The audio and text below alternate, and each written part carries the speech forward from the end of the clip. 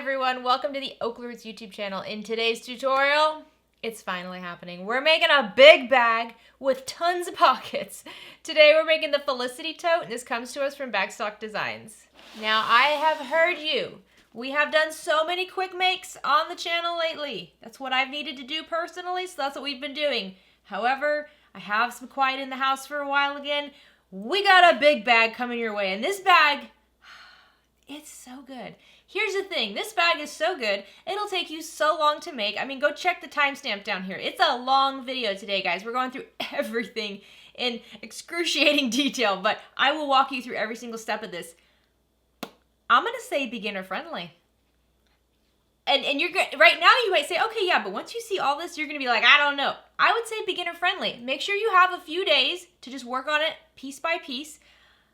But there's nothing super challenging about this bag that I would say would be too much for a beginner. So let's walk through the bag. First, here's the front, here's the back. It is a tote bag. It is a nice big tote bag. No crossbody straps. I do not recommend you putting a crossbody strap on this. This thing is huge.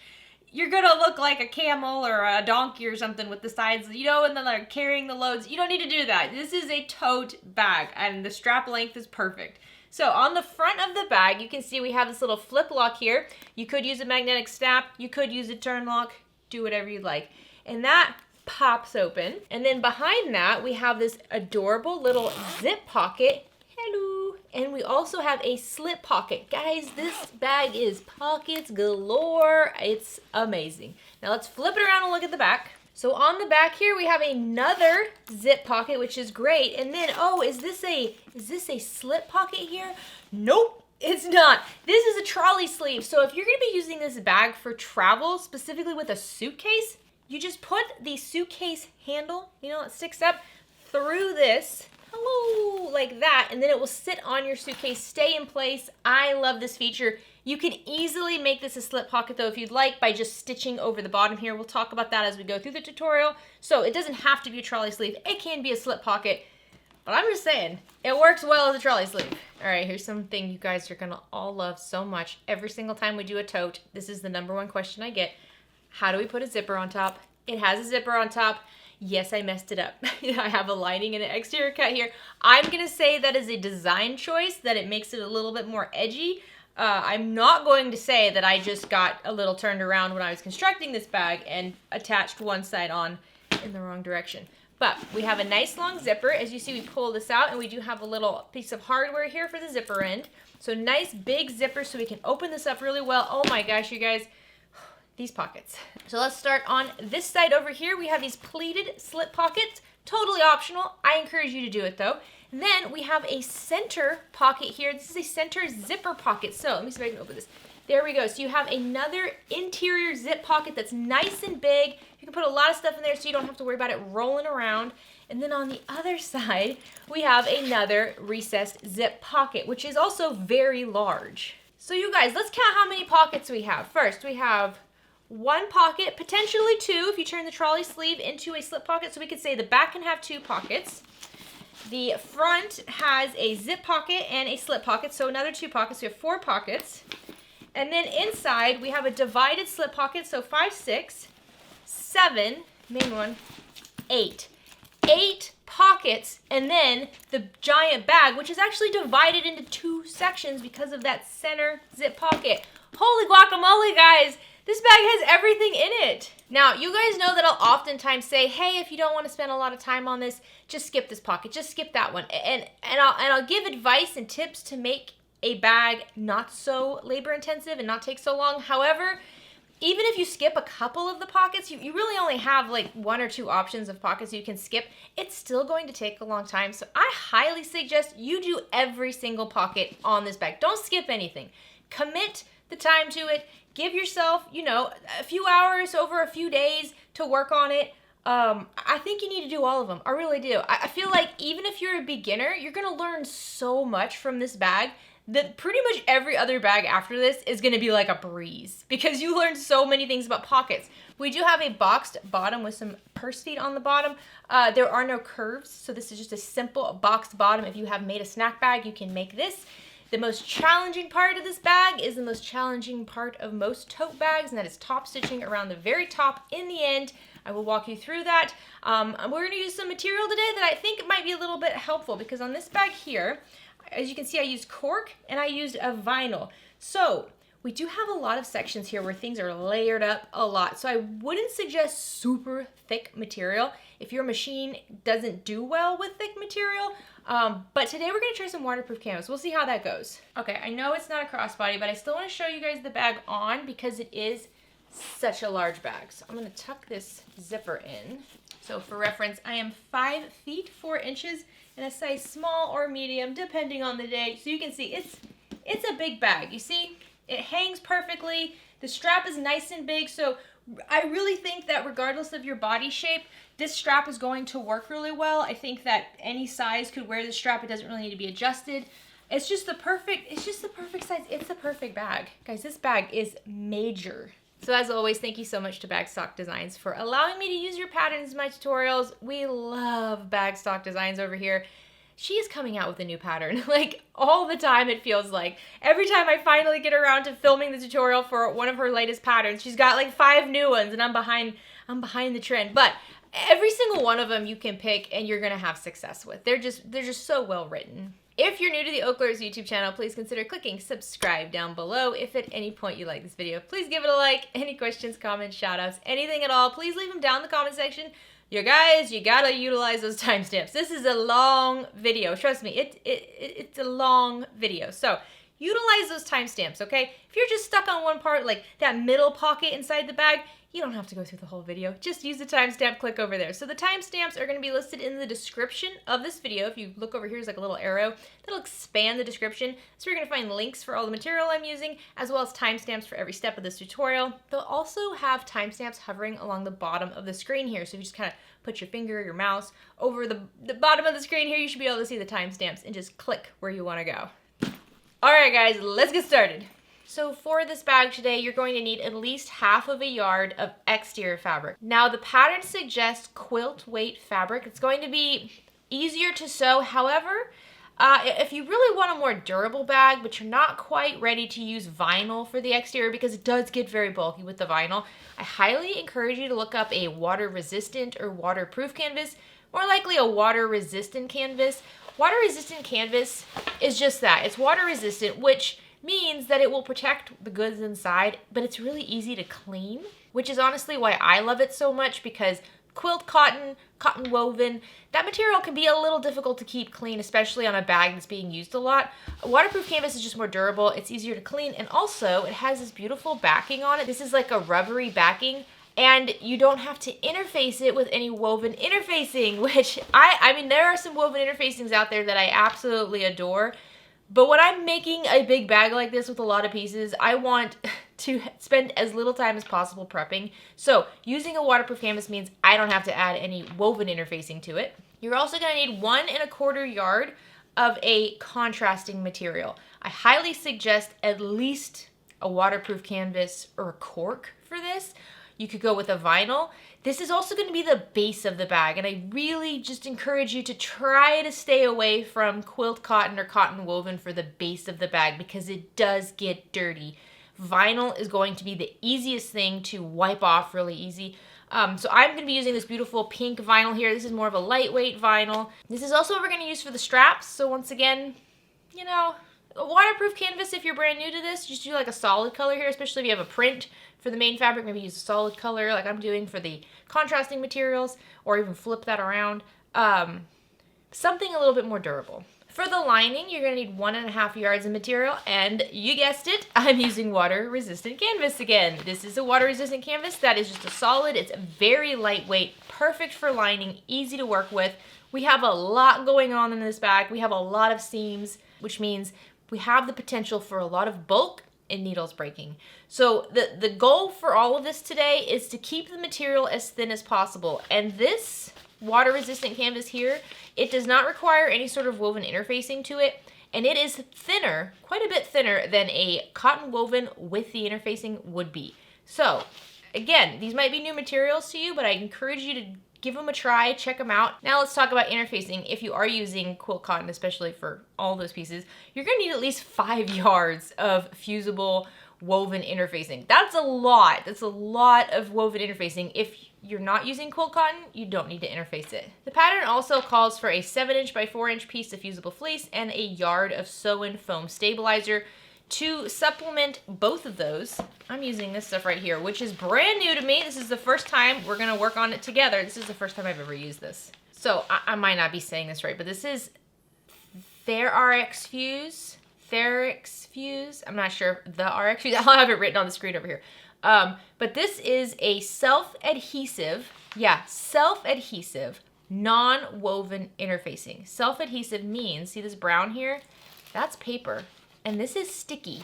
So you don't have to heat it onto your material. You just stick it on. and I've seen some people refer to this as a combination of fusible fleece and Decoville Light, and I would 1000% agree with that. That's exactly what it feels like. It feels like Decoville Light and a very, very thin fusible fleece had a baby. And it's very lovely. I have not used it on any projects yet, so we're gonna see how easy it is to use and how it works with the bag. But I am going to be using this instead of fusible fleece and instead of foam. Now, if you're using all vinyl for your exterior, you don't need to use any extra interfacing. If you're using all vinyl, honestly, you could probably skip the Decoville Light. You could skip the fusible fleece. You could skip the foam because the bag is going to be so structured with that vinyl that you don't need it. Next up, a small piece of a stiff fusible stabilizer. This is Decoville Heavy. This is just for the base of the bag, and it really is just going to keep the base nice and supported, and it's going to be a really sturdy installation piece for our purse feet. Okay, so let's go through the hardware for today. First, I have some purse feet. These are actually really cool. They're rivet purse feet, so one side is a little purse foot, just like normal, but then the other side looks like a rivet. And so what's really nice about that is that we don't have those sharp prongs on the back, so I don't have to cover them up with anything. I don't have to worry about these rubbing the lining and wearing it down. So I'm going to use these rivets today, and to go with that I have a die set. So these are 12mm purse feet, so I have the 12mm purse feet die set. Next up, I have zipper tape. Honestly, I would suggest a couple yards of zipper tape. I will run you down the zippers. You're going to need one 20" or longer zipper, one 9" or longer zipper, a 12", a 13", and another 12". I know, this bag has a lot of zippers, so you're going to need a lot of zipper tape. So I would suggest a couple yards, maybe 3 yards. And then I have a little zipper tab to go on just one of them. That's the top zipper. This is like a little zipper end. It's just a cute little thing. You don't have to have hardware for that. You could also use a piece of fabric, but I'll be using this since I have it. And all of my zippers today will be number 5 zipper because that's just easiest for me. So like I said, we have 5 zippers, so I have 5 zipper pulls. I have a couple zipper pulls for the small pockets on the exterior. I have a little fun zipper pull here for the main pocket, and a couple zipper pulls for the lining. I like to mix it up. You can make them all the same. You do you. Then I have my bag tags. Since this bag is so fancy today, I'm going to use one of my metal bag tags. These look really nice. They are a little tricky to sew over with where we put them, so I will walk you through that later. We have that adorable little flap, and I'll be using a flip lock for that because I have it. You could also use a magnetic snap if you'd like, but the flip lock is a very classy look to that exterior flap. And then really you just need a couple rivets. You don't actually need them, but they do offer a nice decorative accent and a little bit of support to the strap, but not necessary. And of course, since I'll be using lots of riveted items today, I have my rivet press to go with it. If you're interested in the rivet press, I have a whole video going over it and all the dies I like with it. These purse feet are not in that video, but if you do a lot of bags with purse feet, I do highly recommend you get the 12mm purse feet die and grab yourself some fun purse feet to go with it. Okay, here's pretty much all the other stuff. First, lots of clips. Lots and lots and lots of these plastic clover clips. These are great. The thread I'm using today in the top, in the main needle, is a Tex 35 weight variegated thread. Variegated thread is really fun because the color changes throughout the thread, which is a neat accent, but really what it's great for is if you do not sew straight lines, it is not going to be as noticeable. So a solid color thread will really show where a top stitching line is a little jagged. A variegated thread is going to hide that better because you just don't see that strong, straight line. So I love variegated thread for bags. In the bobbin, I'll be using a Gutermann thread. This is just from Joann's. The needle I'm working with today is a Schmetz 8012 needle. I'm using that because most of my material is thin. If you're using a lot of vinyl here, you might want to bump it up to a 9014. Next, I have these fun little clips. There's a lot of pattern pieces. You gotta stay organized today, guys. So I love these little decorative clips to help stay organized with all my pieces. My marking tools of choice are a friction marker. So this comes out with heat, but this will only be used in the seams, and that's it. Next, a vinyl marker, because I'm using vinyl. This is a silver ink, and you can mark wherever you want on the vinyl, on the front of it, and you can just wipe it off with a rag, easy peasy. And of course, an air erasing marker. There are going to be some lines we have to mark on the front of the material, and we need them to go away. So, air erasing marker for that. A 1" by 6" ruler as always. I have some washi tape here to help hold things in place. And then I have my double-sided, wash away, easy to sew over tape. Okay, this is for zipper installation mostly. A stiletto is a must-have. You gotta have a stiletto, guys. This is gonna make sewing a lot of things a lot easier at the sewing machine. It's kind of like your third hand, or that finger that can get really close to the needle, so your actual fingers do not get close to the needle. A lighter is very handy at cleaning up things. It helps keep the bag looking very professional. And then I have a good pair of fabric scissors, because obviously. Since I'll be using a flip lock today, I do have teeny tiny screws I have to work with, so I have my teeny tiny screwdriver set, and then some Beacon 3-in-1 glue. Again, this goes with the flip lock hardware. If you're just using a magnetic snap, you don't need to use this. So let's work our way through our pattern pieces, and there are a lot. So first we have pattern piece A. This is going to be the top strip of the bag. And then we have pattern piece B. This is going to be the main panel. So my top strip is the contrast material. I have 2 of those. And my main panel is that water resistant canvas. I have 2 of those. Next up, we have the front zip pocket. So you're going to have pattern piece C and pattern piece D. Both of these are the exterior material. Remember, I don't have woven interfacing on anything today. Pattern pieces E and F. E is the front zip pocket lining. This is inside the zipper pocket. And then F is actually the slip pocket. I get so many pockets. The zip pocket actually, once we fold it all together, the back of it will become a slip pocket. So this is the back, this is the slip pocket part. So this is E and F. These are both lining pieces. Again, just water resistant canvas. And then to cover up the slip pocket portion and the zipper, so many layers here like an onion. We have the flap, and the flap is going to have a contrast of material and a lining piece of material. Pattern piece G, you're going to have an exterior cut and a lining cut. These are both for the trolley sleeve. This goes on the back of the bag. Next up, we have pattern piece P. I know we're not going alphabetical anymore. Pattern piece P is the exterior bottom, and you can see it has these lovely little notches because it is a boxed bottom. No curves here today, guys. Just a regular old boxed bottom, just like you've done in snack bags. You have 1 cut of this, and this is just for the base. You can see the pattern piece does call for contrasting woven interfacing and foam stabilizer. Obviously, I'm not using woven interfacing, and I'm not using any foam stabilizer for this either because it is vinyl. It is pretty durable on its own. I'm not adding any foam to this. I'm only going to add the Decoville Heavy, which is a smaller rectangle that goes on the bottom.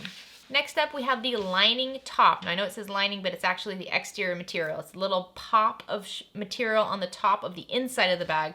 So I have 2 cuts of my exterior for that. And then I have the main body lining here. This is just the water-resistant canvas. And I have 2 cuts of this. And this is pattern piece K. So pattern piece L is a lining panel piece, and it is the zipper pocket facing. This just helps install the zipper on the inside of the bag. Pattern pieces M, you have 2 of them. This is for the zipper pocket in the lining. This is all lining material here. Pattern piece N is the slip pocket. We have like a little accordion pocket today. It's just 1 big piece of material. Again, lining material. Next up, we have that lining divider zip pocket. All the pockets, guys. So that's going to be for pattern piece I. It's just your lining material. You're going to have 4 cuts of this, and then you're going to have a little zipper tab cut here. This zipper tab cut, it goes with the zipper that goes on the top of the divider pocket. And then finally we have pattern piece H, and this is for the zipper that goes on the top of the bag. There are 2 little panels that go next to the zipper, so the zipper lies nice and in the middle of the bag. Ugh, just love it. So you have 2 cuts of exterior and 2 cuts of lining for that. So here are all of my interfacing cuts for today. First, I have these 2 cuts that are like thin strips. These are actually going to be for that fabric that goes along the top of the zipper, just to provide it a little bit more stability. So on the top of the zipper, let me show you. So you can see on this first bag here, we have the top zipper panels. We don't want this to get smushy. We don't want it to get all smushed up and crinkly. We want it to stay really firm. And to do that, we're going to add just a skinny piece of interfacing on the inside of this. That way, again, very professional bag. It stays nice and firm. Then I have that TheraRx fuse. I gotta learn how to say it right. But then I have that new interfacing we're trying out today. And I'm using that for the zipper panel on the top. And then I'm also using it for the main part of the bag. So this is just the main panel. We'll add this after we've built some of it. And then I have, again, that same new interfacing that I'm using for the flap. And then for the base of the bag, just to have structure, stability, support for my rivets, I have a piece of Decovil Heavy. Finally, almost forgot these guys, we have bag straps. These straps are long, which is why you need so much contrasting material. They're very long straps. They do not attach at the top. They go all the way down the side of the bag to the bottom, so they do need to be quite long. So make sure you have your straps. I do recommend a cork, waterproof canvas, something like that. I'll be using a vinyl. The vinyl is a little sticky today, so we'll see if I need any assistance. If I do, I will let you know how I fix that. So let's get started with prepping our pieces. I only have a couple to do right now. First, I'm going to put my interfacing onto the back of my flap. So this is the exterior piece of the flap. And what you could do is you could definitely, let me grab a ruler. You can grab a ruler and mark a 1/2 inch on the back side in from the edge along most of the major edges. So you can see I just marked like little bits here and there of where a 1/2 inch is, because this should come in centered like that, right at the 1/2 inch mark. Like that.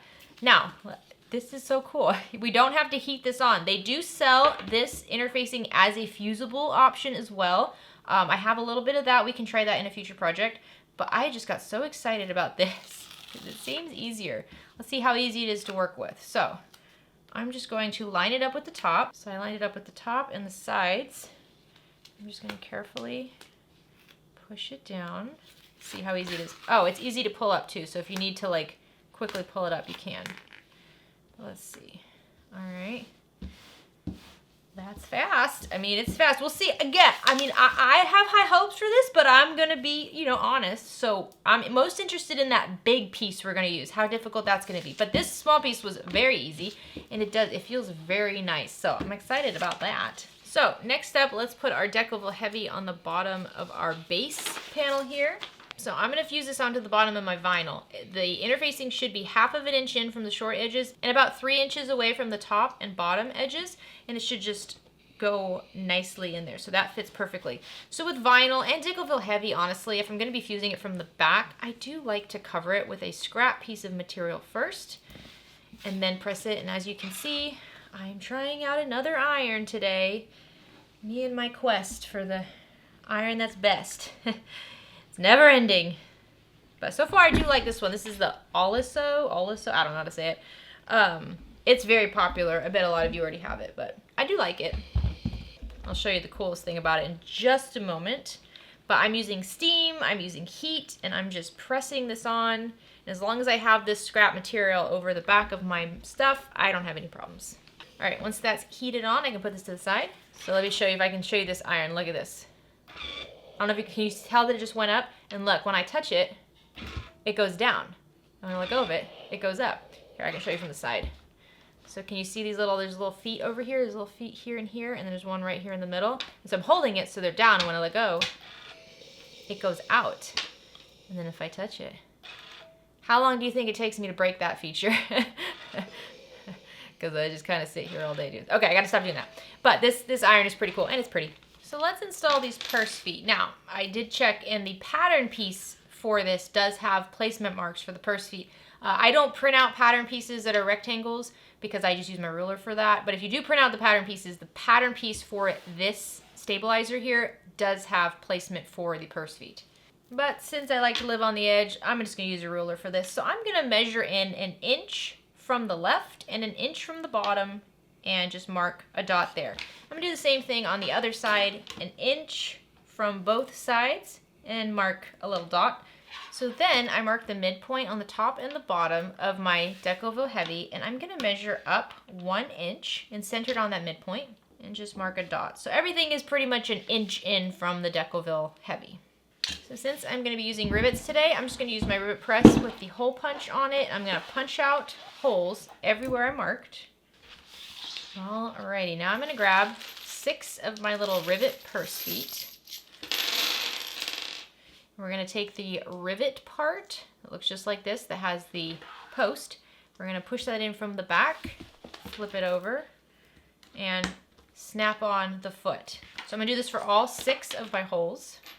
So just double check and make sure the feet are all on the exterior, which they are. And if you're using purse feet with the prongs, all you have to do is take the washer and at those same places that I suggested, just mark the lines for the prongs for the back of the feet using the washer, and then just seam rip it and add them in place like that. So I'm gonna grab my purse feet dies, and I don't know if you can see, but this purse feet bottom die, it has a big hole in it, and that's where the foot part goes. And then the top looks just like a regular rivet die. So I'm just gonna take one of my purse feet and I'm going to insert it into this bottom die. Just kind of plop it in there and then just press it down. And now it's set, it's firm in place, it's not going anywhere. I love it. Anytime we can replace something and use our rivet press, I'm a fan. So I'm just gonna do this for all 6 of them. Okay, if you wanted to add the foam to the bottom of this, you can go ahead and do that now. I'm gonna leave it as is. So now, last prep step, we're going to do our pattern piece H's, which are the top zippers. If you're using a firm vinyl or something here, you don't need to add any more interfacing. Honestly, I probably didn't need to add it on my first bag because there was so much vinyl. But I will add it for this one because I'm using much lighter weight material. So we're gonna go on the back of our exterior cuts of pattern piece H and just mark in about 3/8 of an inch in from all 4 edges. You don't have to do the whole length, just enough so you can see it. I used an air erasing marker and it is quickly fading. So I'm gonna grab this self-adhesive stuff. This is cool. And I'm just going to, let's see, it's a longer piece. Maybe I'll just pull off some of it. And I'm going to center it on here. So I'm just using those marked lines. And then I'll pull off the rest of it. All right, there's one piece. I'm gonna do the same thing with the other piece. Okay, so I'm just gonna flatten it out a little bit more. I think I pull it too much. So I gotta learn how to be a little bit more gentle with it. I'm kind of pulling on the material as I'm putting it down because I'm trying to keep it so straight. But I think that what happens is it ends up making my material curl a little bit, but I think we'll be okay. So go ahead and put this to the side. So the first thing we wanna make are our bag straps. These are nice and long. So what you're gonna wanna do on the back of each one of these straps is mark a midpoint line running right along the center here. So I'm just gonna use some sort of marking tool, maybe not this dark, maybe I'm gonna try using this marking tool, but I'm just gonna mark the center line along both long edges of my bag straps. So you're more than welcome to use double-sided tape here. I don't, just because it's a lot and I don't really need it. But what we're gonna do is we're gonna fold these long edges up so that the raw edge meets that midpoint mark, and we're folding this wrong sides together. So once I have one edge clipped on, then I'm going to fold the other edge to meet that midpoint line as well. And if you can, just fold it up at this step. Otherwise, you can fold down the other edge just like you did this one, and then fold them in half so that the long raw edges are tucked in the center here, and on the long sides, it's all folded in. You are also more than welcome to use webbing here. Just thinking about it now, I kind of wish I would have done that. It's a lot less work. Okay, so once you have it all folded and clipped, it should be 1 inch wide. Go ahead and repeat this with the other one. So now that we have these all clipped, we're gonna sew along each of the long folded edges at 1/8 of an inch seam allowance. I am a little worried about this vinyl because it is kind of sticky and it is a little tiny bit stretchy, so I may have to add some tape to help it not stick to my sewing machine. So I'll show you that if I have to. But both of these long edges, 1/8 of an inch seam allowance.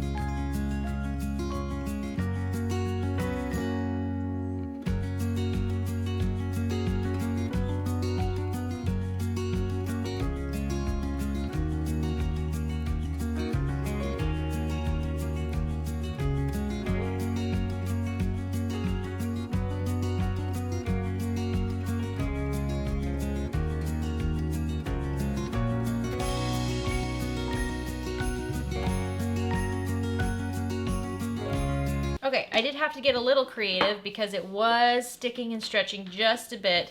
And you can always tell if you're having a bit of a sticking and stretching issue with bag straps afterwards because they're twisty. So I'm going to work on untwisting these just a bit. And hopefully I can straighten them out by the time we get to bag making. This is really why I prefer to use webbing. But if you are going to be using something else, I do encourage cork. Cork for something like this is great. It's not going to give you as much problem as a vinyl. This is just a bit of a sticky vinyl, so I'll have to work my way through that, but I think we'll be okay. I think it's still going to look great. So go ahead and put these straps to the side. So now let's work on the exterior front pocket. You're going to grab pattern piece D, and let's first find the midpoint mark on the top edge here. So I'm just going to fold it in half, grab some scissors, and just clip right along that top edge. And then we're going to install the male end of our flip lock, or you can install the female end of your magnetic snap if that's what you want to do. So I have the flip part and the little washer that goes on the back. Okay, so let's work on the back of this. And on the back, let's measure down 1 1/2 inch from that top midpoint mark. Once you have that done, you're going to center your washer on that dot. So I have a little dot here. Now here's something just to think about. So for example, this flip lock here, it does not work by putting the prongs in 2 of the closest slits. It actually has to go over. So for like the first slit and then the third slit, that's how it fits. So when I center this, I need to make sure I center it like this, not on the very center of my washer, but centered between the first and the third. I know washers are always like this for some reason. We never seem to have the right size washer for our hardware, but that's just how it is. So just think about that. So once we have that centered, just mark the placement for your prongs, and then grab a seam ripper and gently rip right along those lines. And I always like to have a scrap piece of anything, Decovil light, fusible fleece, even foam, some sort of scrap piece of stabilizer that's a little firm. And I'm going to just cut off a small piece of this fusible fleece here. And I'm going to mark those same marks using my washer on this scrap of fusible fleece. And then I'll use my seam ripper to rip right along those lines. Okay, so now I'm going to take my flip lock here and I'm going to push it through the right side because we want the pretty flip lock part to be on the right side of the material. And then I'm going to grab my fusible fleece and put that on the prongs on the back here. And then I'll add my washer over that. And then I'm going to pull my prongs apart from one another. And this is most likely going to get twisted on the front, so just flip it over. Try to make sure it's level. Okay, so that's looking great. We have our little flip lock on there, very cute. To just protect our material, grab another scrap piece of anything, really. And then grab your glue and glue this little scrap piece over the back of these prongs, because these prongs over time will rub against the lining and they will rip it. So what we want to do is just protect our material. So we're just going to cover that up with a glued piece. For me, it's fusible fleece. There we go. And just let that dry.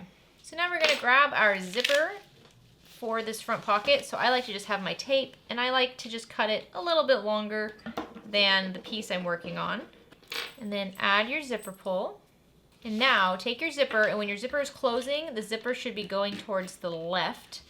And lay your zipper right side down on top of the right side of your material. And if you want to have a midpoint line cut on your zipper, you can. Otherwise, just make sure that you have enough overhanging on each end.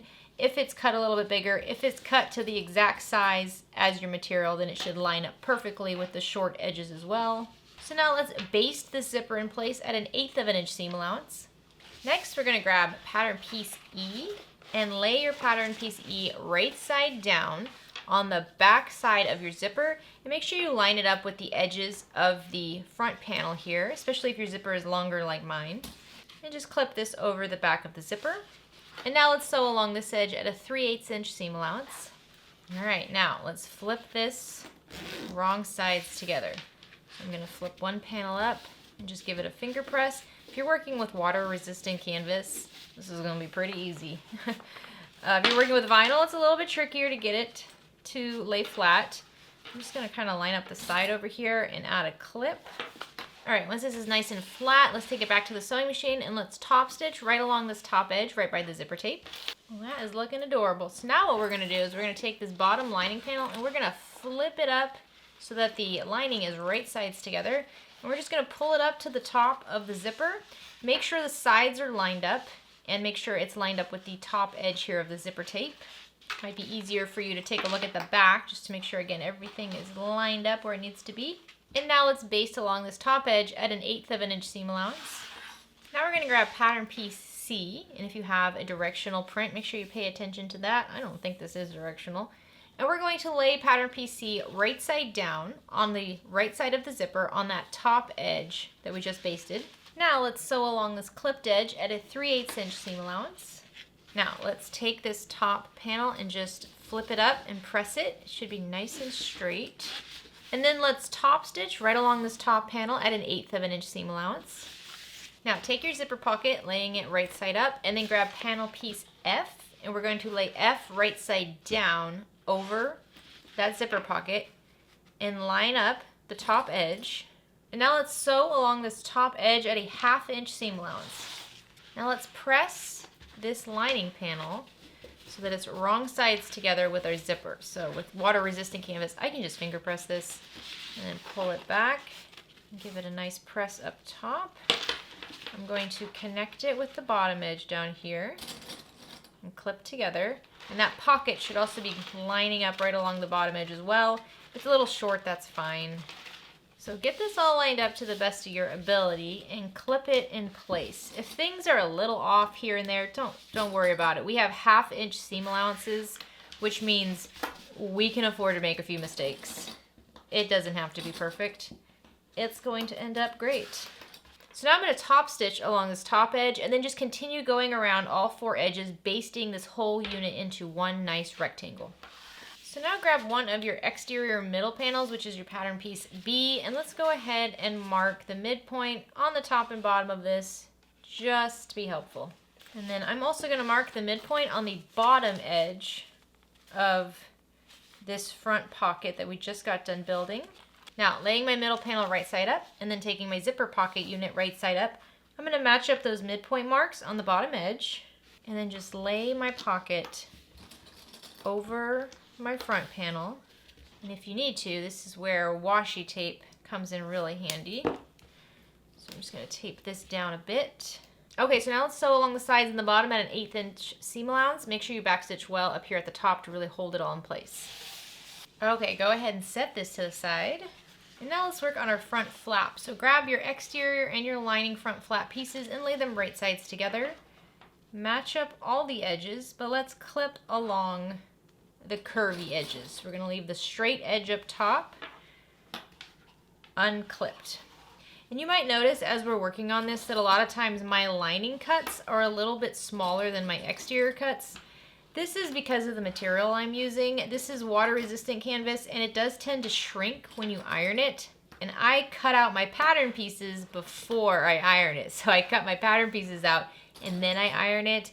And when I do that, they shrink just a tiny bit. You can see it's just a teeny tiny bit smaller.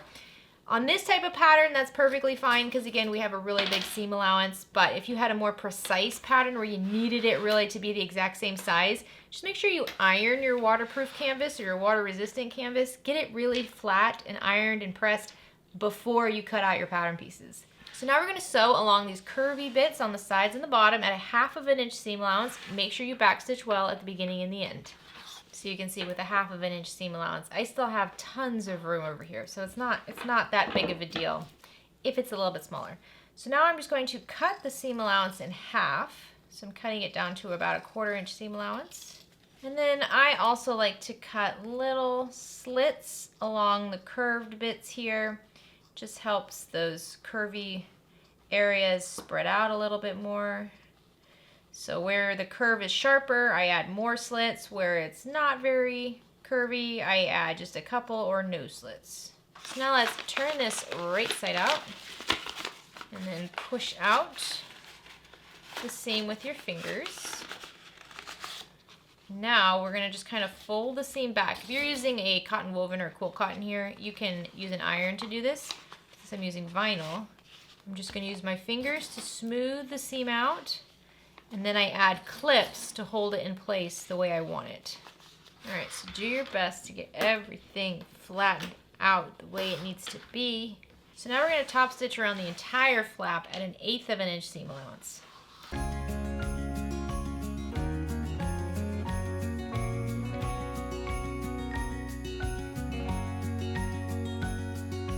Alright, the flap is done. Now let's install the rest of our flip lock on this. So we're going to need a marking tool, our open end of our flip lock, some glue, and our little screwdrivers. First thing we want to do is take out the screws. I always like to make sure my screws, these are so tiny, if you have carpet in your room and they fall on the floor, you will not find it. So I always like to make sure I put my tiny screws in the case, just like that. Okay, so now we're going to use the washer piece, and the washer piece is very flat. And we're going to find the midpoint mark on the bottom of our flap. To help with that, I'll use a vinyl marking tool so I can easily wipe it off. And then we're going to measure up 1 inch from this midpoint mark and just mark a little dot. Okay, there we go. Centered and 1 inch up from the bottom edge. And now we're going to grab our washer and we're going to center the opening over that dot.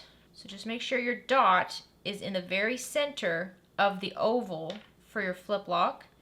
And now we're going to just trace that inner oval. And then we're also going to trace the little screw holes on the side. There we go. Let's remove this.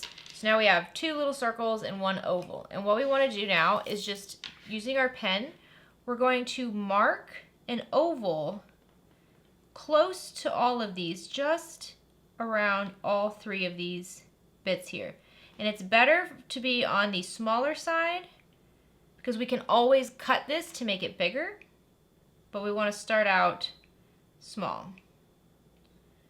So there we go. You see I just drew a little oval that just encompasses all of that. Now I'm going to grab a seam ripper and I'm going to rip through the vinyl and the lining gently. And then I'll grab my scissors, put it in that rip, and I'm going to cut out my large oval that I drew. Okay, it doesn't have to look pretty. It just has to be there. So now I'm going to take my flip lock piece here that has the hardware kind of sticking out, and I'm going to just fit this over that hole, flip it over, and see if we need to make it any bigger. And honestly, this is pretty good. The lining right here can be trimmed down just a little bit. The goal here is that all of the hardware that protrudes from that turn lock opening fits through the hole. That's all we want. Again, it doesn't have to be pretty. No one's going to see it. We just need to make sure we can access everything. All right, that looks great. So what I'm going to do is a little dry fit. So I'm going to take my washer and I'm going to place it over that. And I'm going to reinsert the screws. Because the best way to know if this is going to work is to try it. So I'm not screwing it in all the way. I'm just screwing it in most of the way. All right, so let's take a look from the front. That looks good. It looks centered. It looks straight. All right, very nice. So now I'm going to unscrew this, and I'm going to add some glue to all the pieces while I put it back together. So on this piece right here that goes on the exterior side, I'm just going to add a little bit of glue right along the edge that's sticking out. Just pretty much on the long edges. That's about it. I just want to make sure that this hardware doesn't move around. The screws will make sure the hardware stays in place, but I just really want to make sure it doesn't start twisting around. So adding glue helps with that. So I'm going to stick it back through here. Then I'm going to add a little bit of glue on the back of my washer. The nice thing about this glue is that it does not dry fast. So if you put this in place and you're like, that's not straight, it's a little crooked, you have plenty of time to fix it. And then in the screw holes, I'm going to add a little drop of glue. Just a little bit. Grab a screw and screw it in place. And then I'm going to add another little drop of glue in the other screw hole and screw that into place. All right, that looks beautiful, doesn't it? So now grab your main panel that has that zipper pocket on it. And I just kind of want to see what this looks like. Oh yeah, that's perfect, isn't it? Very, very cute. Okay, so I'm going to lift this up. I'm going to find the midpoint on the top edge. of the flap, so the straight edge. Just do a very small clip there. And what I like to do is snap this in place and use the midpoint marks to line this up. Because that way, if my pocket needs to be a little bit lower, then that's okay. Like I would say my pocket's probably about 1/8 of an inch lower, maybe less than 1/8 of an inch lower than the middle panel, and that's okay. So now let's base this on at 1/8 of an inch seam allowance. Now grab one of your exterior top panels, panel A, and we're gonna lay that right side down, right over that flap. This is where things start getting bulky. It gets pretty bulky here. So the thinner the material you're using, the easier this is going to be. All right, now let's sew along this top edge at 1/2 inch seam allowance. Once you have that sewn on, you're gonna press that top panel back. And if you're using vinyl like I am, you just kind of have to give it a finger press, but you're gonna have to do most of the work at the machine. You can always add double-sided tape to this if you'd like, and then just tape it back. If you're using material like water-resistant canvas or quilt cotton, you can use an iron here. But I'm just gonna push that back, and now we're gonna top stitch along this top panel here, right above the seam at 1/8 of an inch seam allowance. Oh, that's adorable. You can go ahead and set this to the side now. So now we're gonna work on the trolley sleeve. So you're gonna need your pattern piece G's. And then this zipper is supposed to be pretty long, so it needs to be about 12 inches long at least. Don't forget to add your zipper pull. So grab your exterior panel piece and lay it right side up. And then grab your zipper and lay your zipper. So the zipper when closed is going towards the left. And we're gonna lay that right side down. And we're going to favor the left side. So we have a big tail over here on the right side, but we have it pretty close to the edge over here on the left side. And we're just going to clip these together, right sides together. Now let's baste along this clipped edge at 1/8 of an inch seam allowance. Once that's basted in place, grab your lining piece and lay that right side down on the back of the zipper and line it up with the top edge that you've already sewn on. Make sure it's lined up on the sides as well. And now let's sew along this edge at a 3/8 inch seam allowance. Now let's take the lining and flip it back. I always like to press it once and then pull it back so it's wrong sides together with the front exterior. Line up the edges as best you can, just like before. If things aren't perfect, that's fine. And I always like to add a couple little clips along the side just to keep everything in place. And now let's top stitch along this bottom edge at 1/8 of an inch seam allowance. So once you have that top stitch, take your exterior piece and fold it right side up to the top edge of your zipper tape and clip it together. And now let's baste along that edge at 1/8 of an inch seam allowance. Now let's flip it over and take your lining and pull that right sides together and line it up with the top edge here and clip in place. And now let's sew on this clipped edge at a 3/8 inch seam allowance. So now we're going to turn this right side out. So you're going to want to open up the open end of your zipper, just like that. So you see, this is why we keep the tail nice and long. We're going to turn it all right side out. And we're focused on the edge of the zipper here that does not have top stitching, because that's what we want to do. We want to top stitch it. So I'm just going to kind of pull material out of the way. And I'm just finger pressing the exterior. And then I'll flip this over and finger press the lining right along this seam. And I'm only focused on this right here. Whatever's happening over here is not my concern. I just want to focus on this seam right here by the zipper. So don't lose your zipper pull. If you want to like sew over the edge of here, you can. But what we want to do now is we want to carefully get this nice and flat, press it with an iron if it makes it easier. And we're going to top stitch along this edge next to the zipper tape at 1/8 of an inch seam allowance. So now let's mostly close this without losing our zipper. And I think what I'm going to do real quickly is just sew right over this open edge here.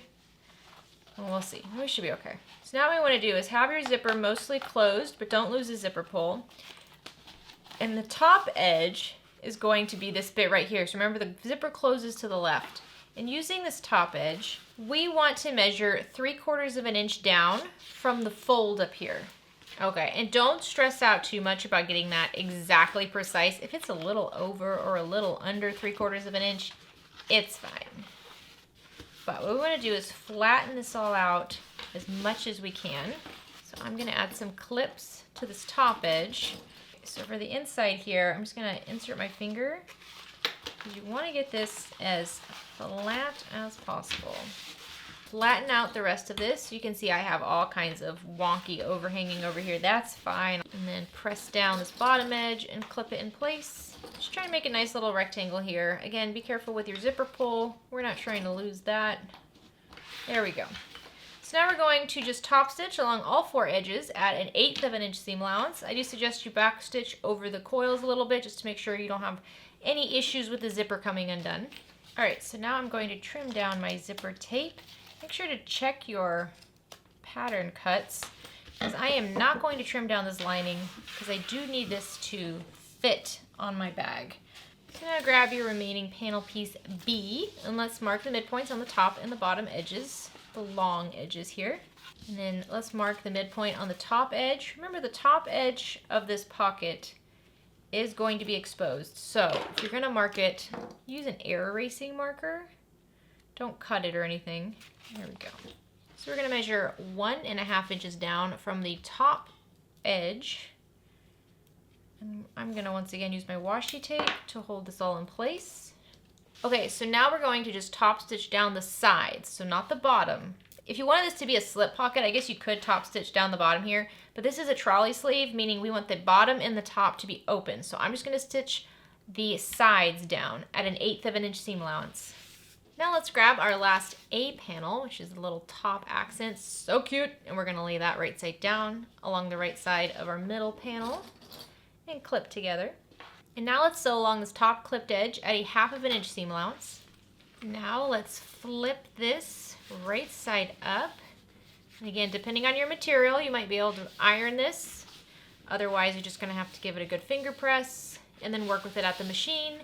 So let's top stitch along this top accent panel at 1/8 of an inch seam allowance. So now let's work on the front panel and let's attach the handles. So grab one of your handles, and the single folded edge is going to be pointing towards the inside of the bag. So you want to make sure your handle is nice and straight as you do this.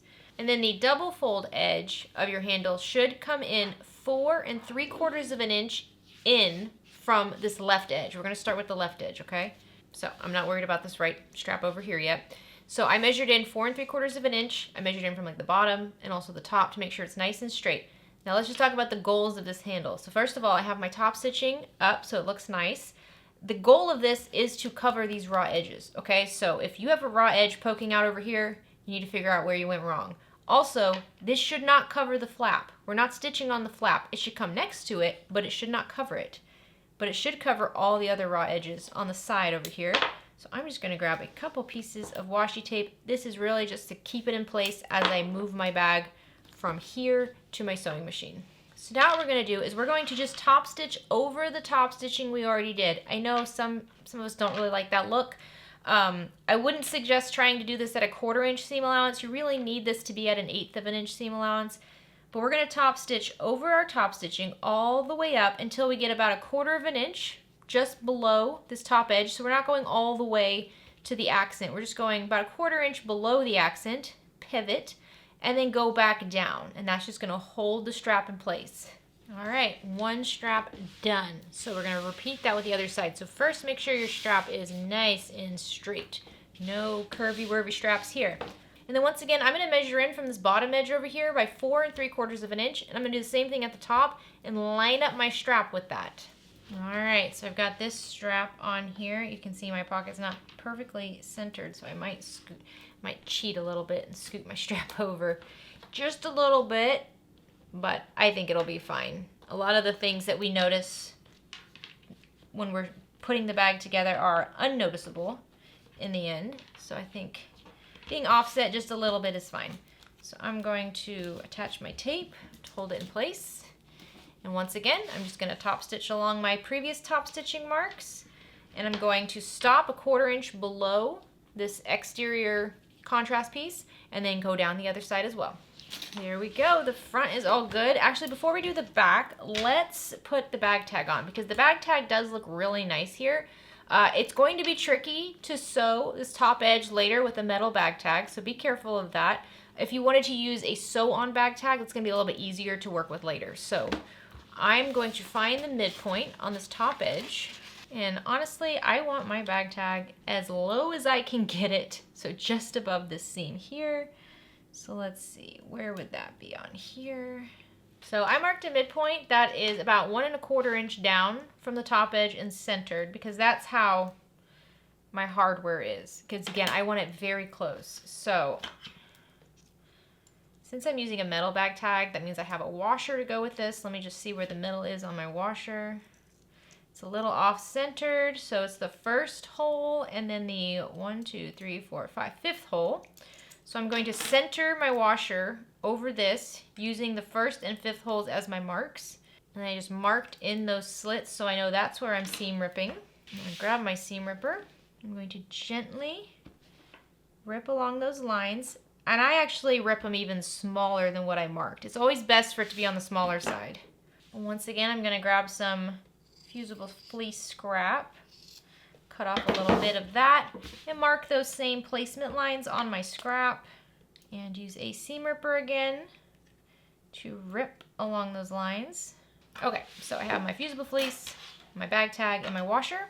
So I'm going to grab my bag tag and insert it through those slits, and then flip this over. Take my fusible fleece, insert it over that, grab my washer, put that over there, and then spread them open. Now let's flip it over, make sure it's straight. Get it twisted, there we go. Very nice. Then I'll grab one more scrap of fusible fleece, and I'm just gonna glue the back of my fleece, and this is just gonna protect the lining of the bag. So I'm going to just place this over there. Wouldn't it be nice if we had bag tag rivets? That would be nice. All right. There we go. So now the front panel is all ready to go. Let's work on the back panel. So if you remember on the back panel, my pocket's a little wonky. So we're gonna see how this works. So once again, I'm gonna grab my bag strap. I'm gonna lay it so that the folded edge is going towards the center of the bag. And just like before, we're gonna measure 4 3/4 inch in from one side. All right, I have that measured. I'm gonna use some tape to hold it in place. And once again, just tracing the top stitching up to 1/4 inch below the contrast and then back down.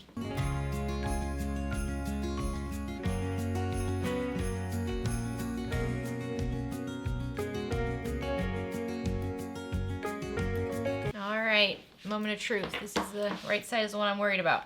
So make sure your strap is nice and straight as you bring it over to the right.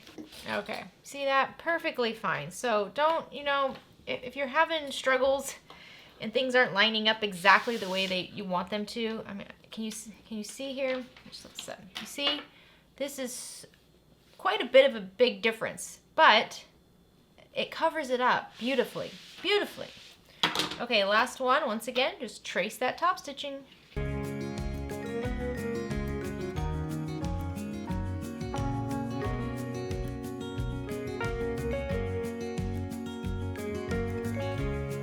That just looks beautiful, doesn't it?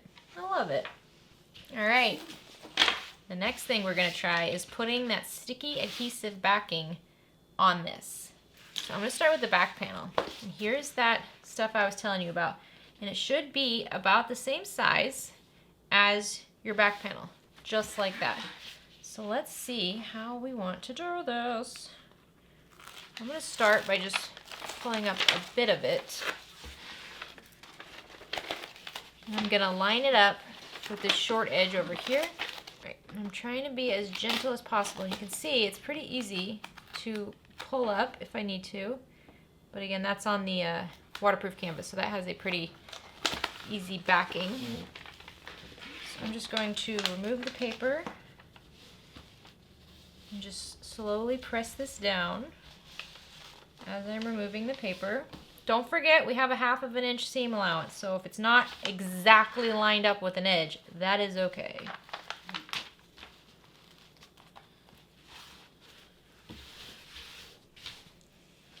I'm just pressing this down.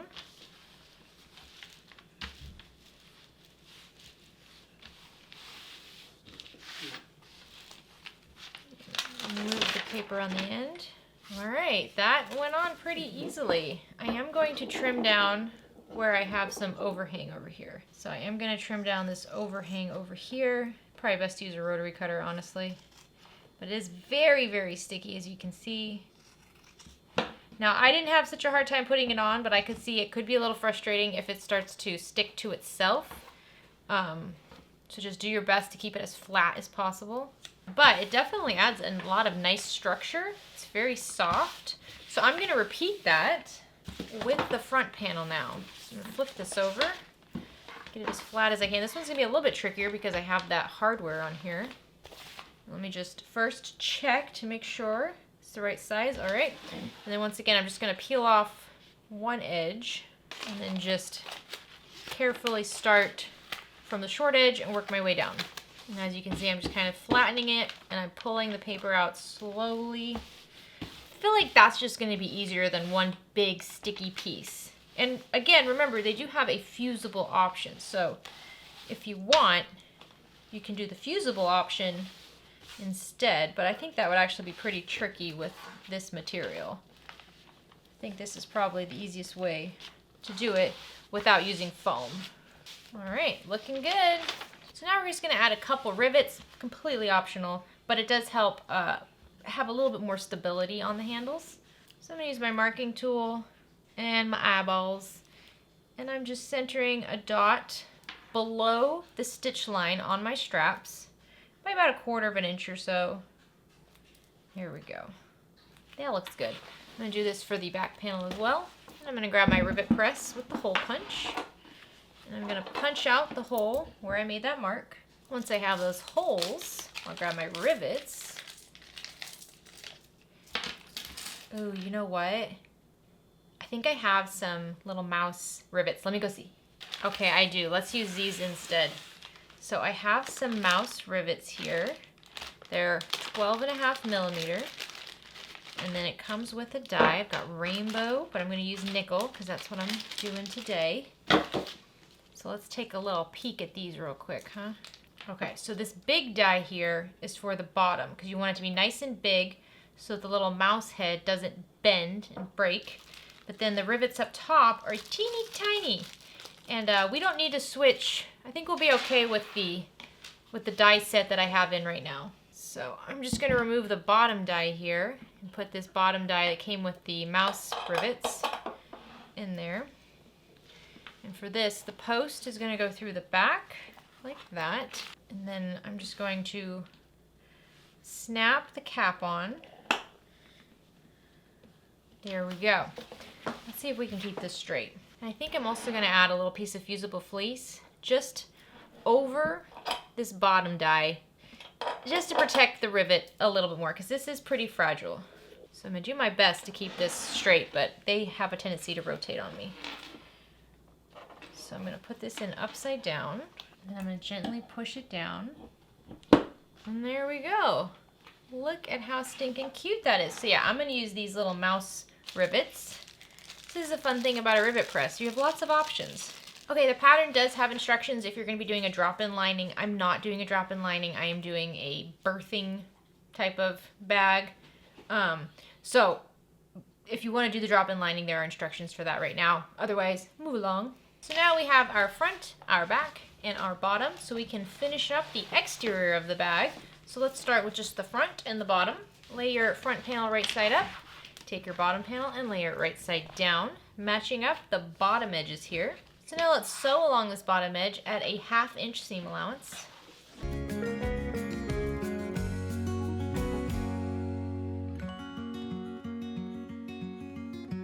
So now we're going to flip the bottom panel down, and we want the seam allowance to go behind the bottom panel, which is really where it should naturally want to go. This bulk here doesn't want to flip behind the front panel, okay? It should just naturally be like, that's the only place I'm gonna go. So press this with whatever device you like. Since I'm using this vinyl, it doesn't really matter what I press it with. And now we're gonna top stitch along this bottom edge at an 1/8 inch seam allowance.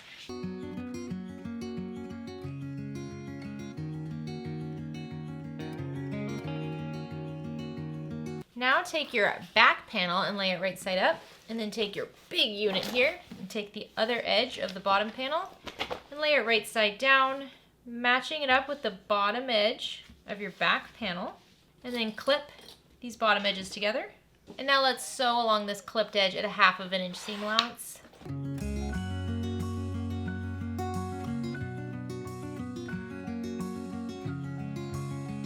Alright, this is where it starts getting tricky because it's big. So with that back panel, we're going to pull the bottom panel down, and we just want to press the seam behind the bottom panel to the best of our ability. There we go. And now let's top stitch along this bottom panel at an 1/8 inch seam allowance.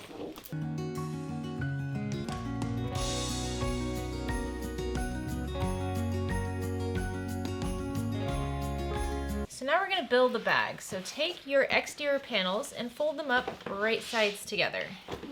It's a big bag, I know.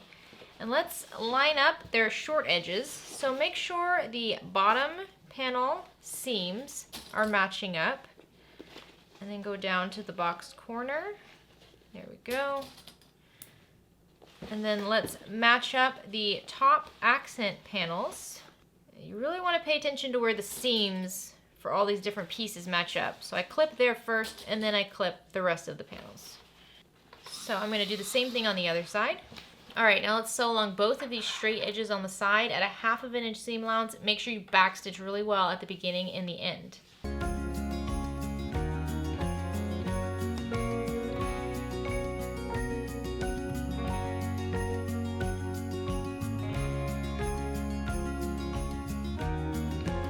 If you're using any really thick material, you're going to want to do a second row of stitching just outside of that first row to make sure that the doesn't pull on the thread so much.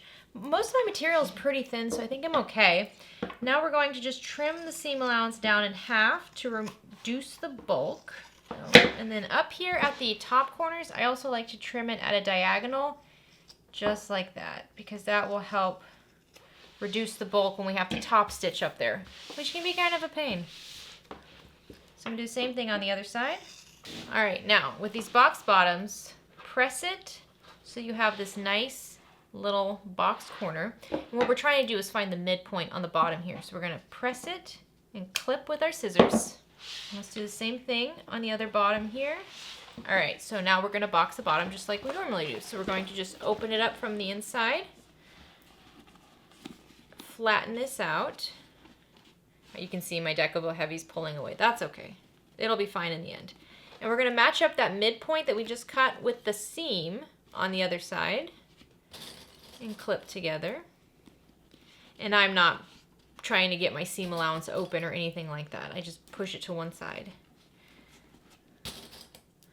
There we go. And then I always like to kind of pull further down as well and kind of clip down here, so that way when I'm at the sewing machine, this stays straight a little bit easier.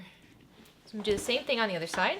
Alright, so now we're going to sew along both of these boxed corners here at a 1/2 inch seam allowance. Make sure you backstitch well at the beginning and the end. I am going to do a second row of stitching on each of these because this does get the most pressure on it when we're using the bag.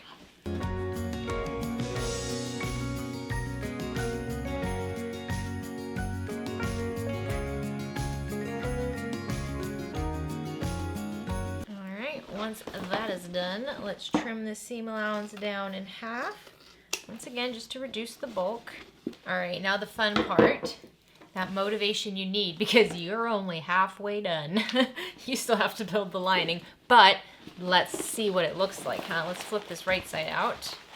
And this gives you a really good idea of how your bag is going to look in the end, and how stinking pretty is that. Look at the back here. This looks so good. So now your exterior is good. Let's set it to the side. So now you're going to grab your lining pattern piece L, and you're going to mark a 10.5 inch by 1/2 inch rectangle on the back side. This is the facing for the zipper pocket. The instructions do give you measurements so that you can draw the lines easily. So go ahead and mark that rectangle and then set this to the side. And then you're going to grab pattern pieces M and some zipper tape. If you haven't already cut your zipper tape down, I like to cut it again just a little bit longer than it needs to be. And then don't forget to add your zipper pull. Okay, so take one of your M panels and lay it right side up, and then take your zipper and lay it right side up on top of it, matching it up with the top edge. If you cut your zipper to size, it should match up perfectly with the sides over here. Otherwise, maybe you cut your zipper a little bit longer like I did. Okay, now let's sew this on at a 1/4 inch seam allowance. All right, and before we move on to the other side of this, if you're using a quilt cotton or even this really lightweight water-resistant canvas, you could just iron this to keep it nice and flat, because eventually what we want is we want to flatten out the panels like this, one going this way, one going this way.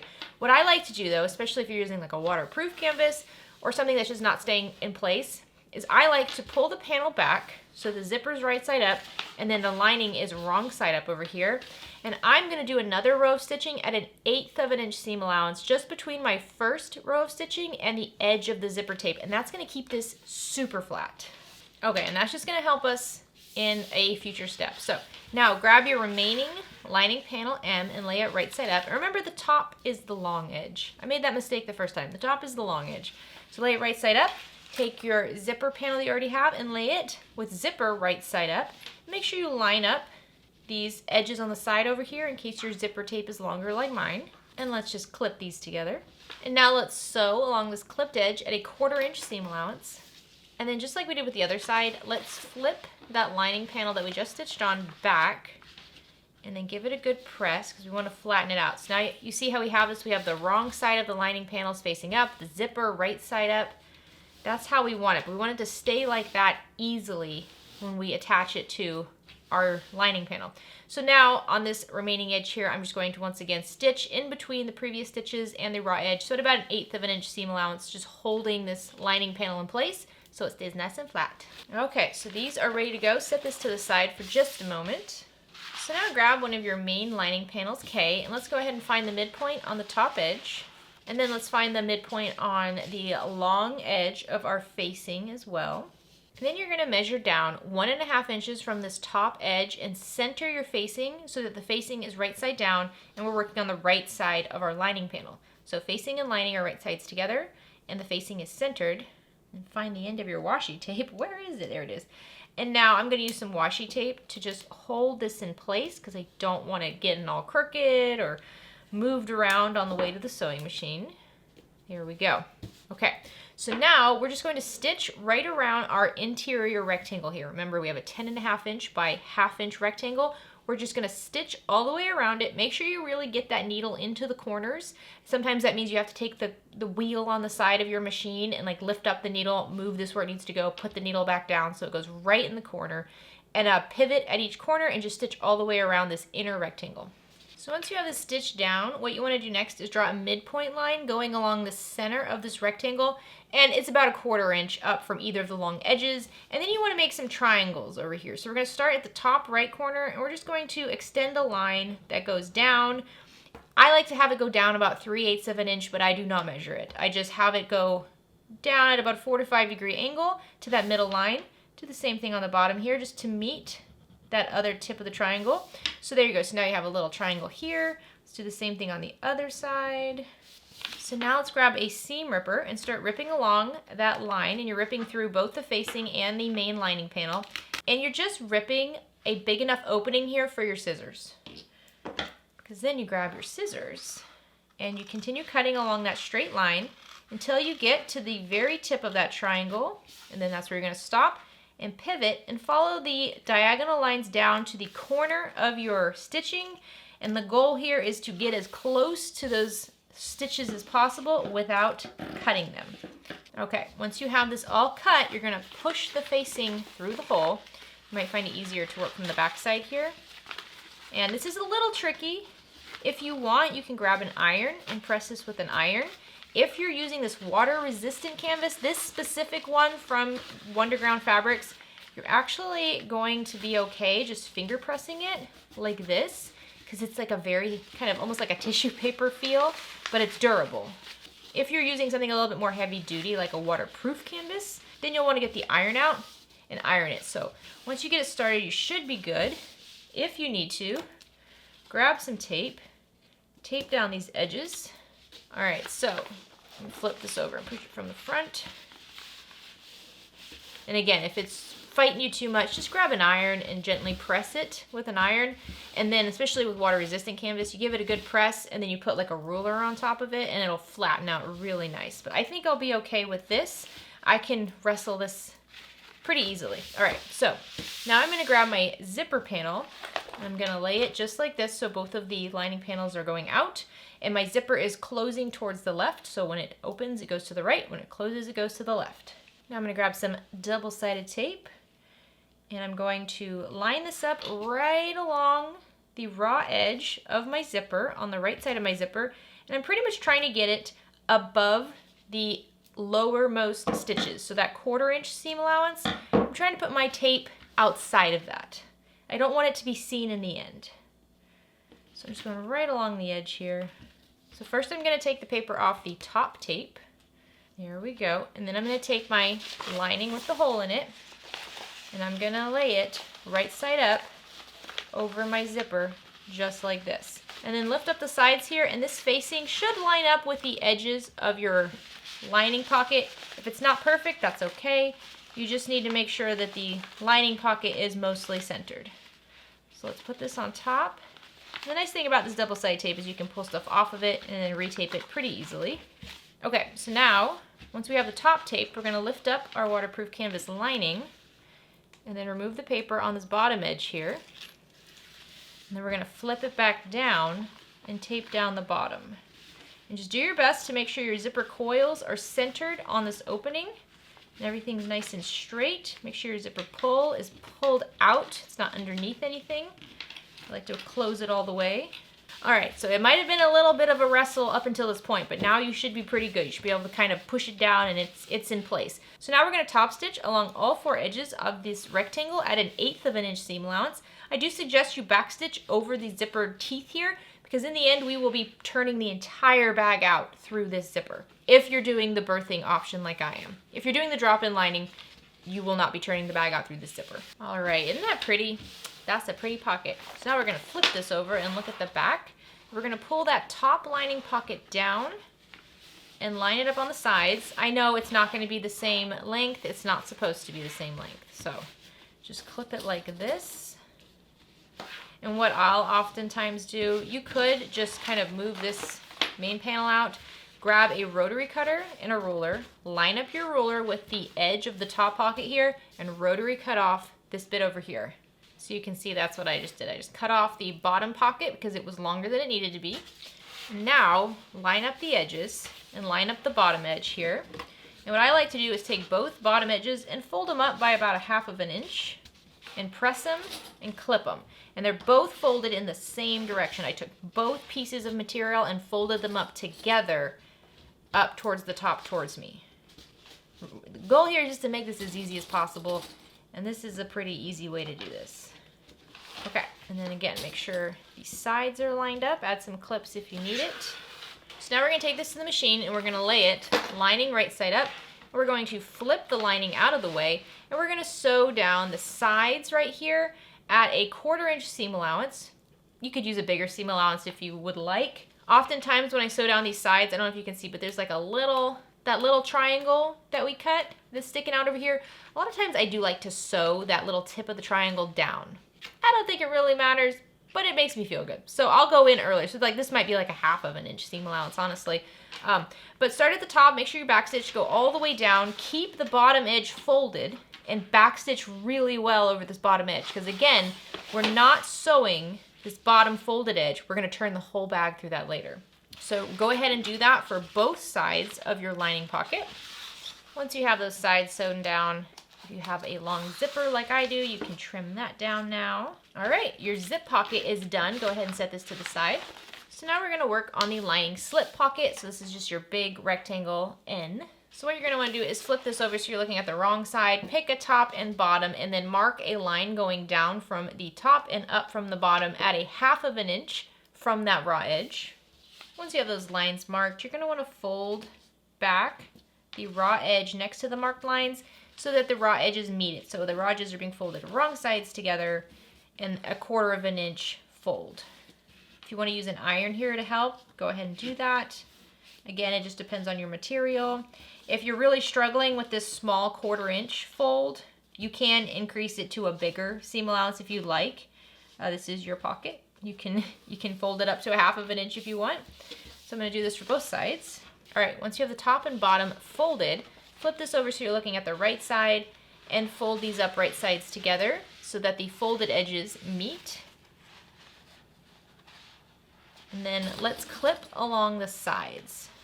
So we're going to clip along these now short edges here. And as I'm clipping along these edges, I'm unfolding the top edge. So we're not going to sew it folded down. We're going to sew it unfolded and flat, just like this. So now let's sew along both of these sides at a 1/4 inch seam allowance. So now we're going to take this pocket and turn it right side out.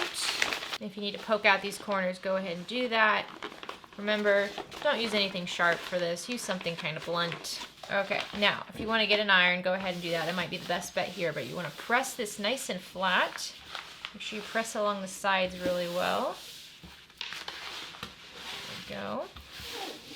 And then, we're going to want to refold our bottom edge here. So you might find it easiest to just start folding it on one side and adding clips. And then, fold the other side and just include the other side in the clips. And then for the edge over here, just make sure you fold that down, get it as flat and straight as possible where the seam is. Okay, flatten this out as best as you can, and then we're going to top stitch along the top folded edge and the bottom clipped edge, each of these at an 1/8 of an inch seam allowance.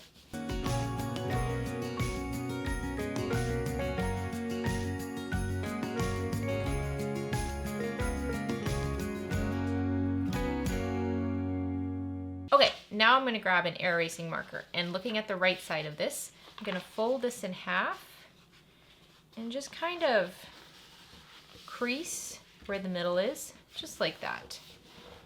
There we go. So now I have my midpoint mark here. If you'd like, you can go ahead and just trace that crease if you're worried about it coming out too quickly. And then we're going to grab a ruler and we're going to measure 1 inch to the right and 1 inch to the left of this middle mark and draw straight lines going up and down. All right, so we have our lines marked. So I'm going to start on the right side here, and I'm going to fold my pocket back right on top of that marked line. So the marked line is now going to be the very edge of what I'm folding. And just make sure you're tucking in that back panel too. It can be, you could just end up folding one of the lining bits here. You don't want that. You don't want a saggy backside. And if you'd like, maybe just fold it under, double check that it's not like, woo, super curved off. It's nice and straight. And now we're going to do top stitch right along this edge at an 1/8 of an inch seam allowance. Make sure you back stitch at the beginning and the end. So now you see when you kind of flatten it out, you have this nice little mountain top here. So now we're going to do the same thing on the leftmost line here. So once again, pinch it so that the back of the lining is coming together, and that line is on the very top of this little mountain you're creating. Okay, so now we're going to top stitch right along this clipped edge here at an 1/8 of an inch seam allowance. Once again, back stitch at the beginning and the end. Okay, so this should be your little slip pocket here. So grab your remaining lining panel and go ahead and find the midpoint along the top edge. And then you should already have the midpoint marked on your pocket here. Remember that middle line we made at the very beginning. And you're going to measure down 2.5 inches from this top midpoint line and center your pocket 2.5 inches down there. Once you have that centered, you do want this to stay in place as much as possible. So I'm going to tape it on the top and the bottom of the middle, because middle is what we're focused on first. So now we're going to stitch right along that midpoint line. I like to start at the bottom and back stitch well, go up it, and then once we get about 3/8 of an inch or so from this top stitching line on the top of our pocket, we're going to veer out and make a little V. And the V is going to go about halfway between this crease here and our midpoint line. So I'm just going to go out to the top of my pocket, back stitch, come back to the middle, and then go out to the other top of my pocket, back stitch, and then come back to the middle line. Okay, so once you have that stitched in place, what you want to do now is fold these top stitched edges in to meet that middle line that you just made, just like that. And we're most concerned with the bottom edge. So if the top does its own thing, that's fine. We don't really need the top to be perfect. We want the top to meet just so we can get this squared up right. So this is where you're going to want to use maybe some pins, maybe a good amount of tape. I'll be honest, my washi tape is struggling with this material. So I'm going to try just some Scotch tape to hold it in place, because I just need this to stay like this. So I'm going to push it down I'm working on this right side. Now remember, it doesn't have to be perfect. It is a lining slip pocket. Honestly, you don't even have to add this if you don't want to. But I do suggest you give it a try. I mean, you've already come this far. This is a big bag. There's a lot of pockets. You might as well give it a try, right? Okay, and I don't need the tape to last forever. I just need it to last until I can get to the machine. There we go. So now we're going to top stitch along the side, the bottom, and the other side at an 1/8 of an inch seam allowance. Make sure you backstitch well at the beginning and the end here. So now we're going to work on that middle zipper pocket. This is a great one. So you're going to get your panel pieces eyes. We're going to work with that in just a moment. Grab your zipper. The zipper needs to be cut to 13 inches exactly. And then grab your zipper tab. I like to just make one zipper tab. This is 2 inches by 4 inches. You can make 2 separate ones though and attach them if you'd like. But what we're going to do is we're going to lay our zipper tab wrong side up, and we're going to take the long edges and fold them wrong sides together so that they meet. Give that a good press. If you're using quilt cotton here, you might want to use an iron or a marking tool. Then we're going to open it back up and then take those long raw edges once again and then fold them up to meet that midpoint mark. There we go. Do that with one side and then repeat it with the other long edge.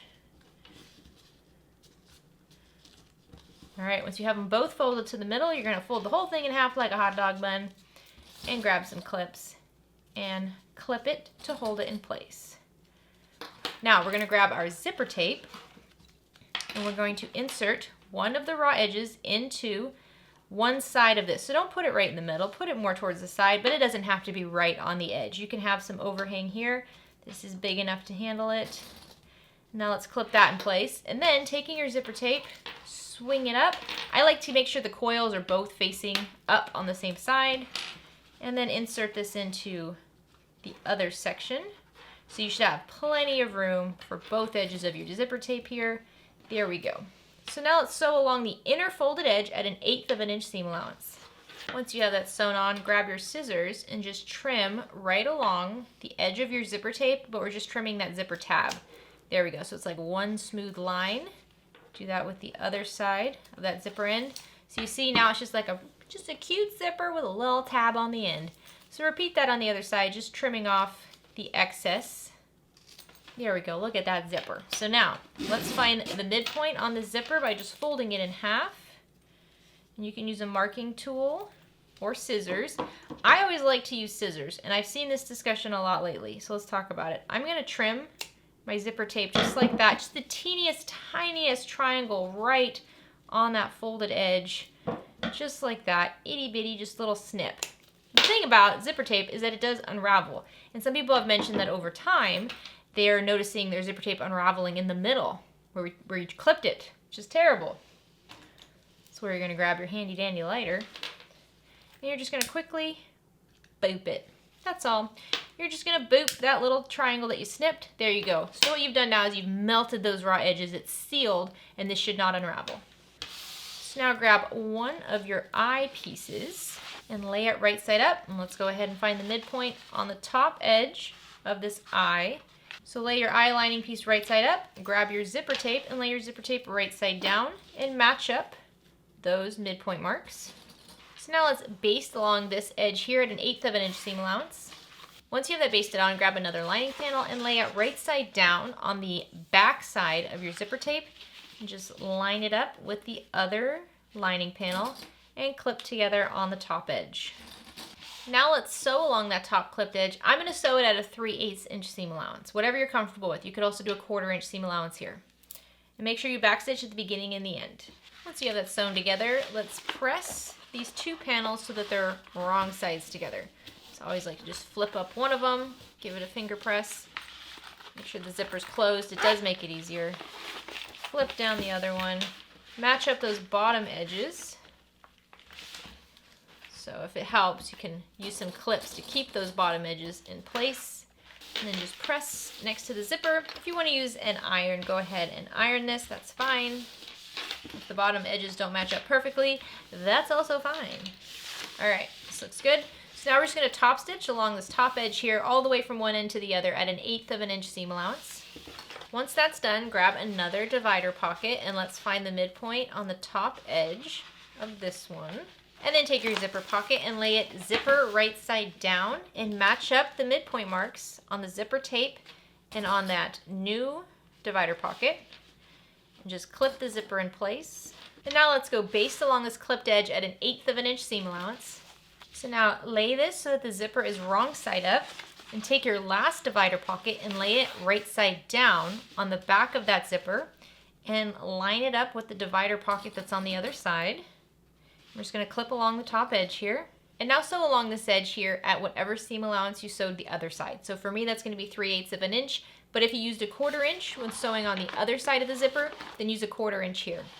Once those are sewn together, let's press these two panels so that they are wrong sides together. And once you have those pressed, go ahead and top stitch along the top edge here at 1/8 of an inch seam allowance. Once you have this all top stitched, let's move the zipper to the middle just to keep it out of the way. Take the two top panels and pull them right sides together, and take the bottom panels and pull those right sides together, and just line up the bottom raw edges on both sides, so the long raw edges. And let's clip those together. So now we're going to sew along these two clipped edges at 1/2 of an inch seam allowance. As always, backstitch at the beginning and the end.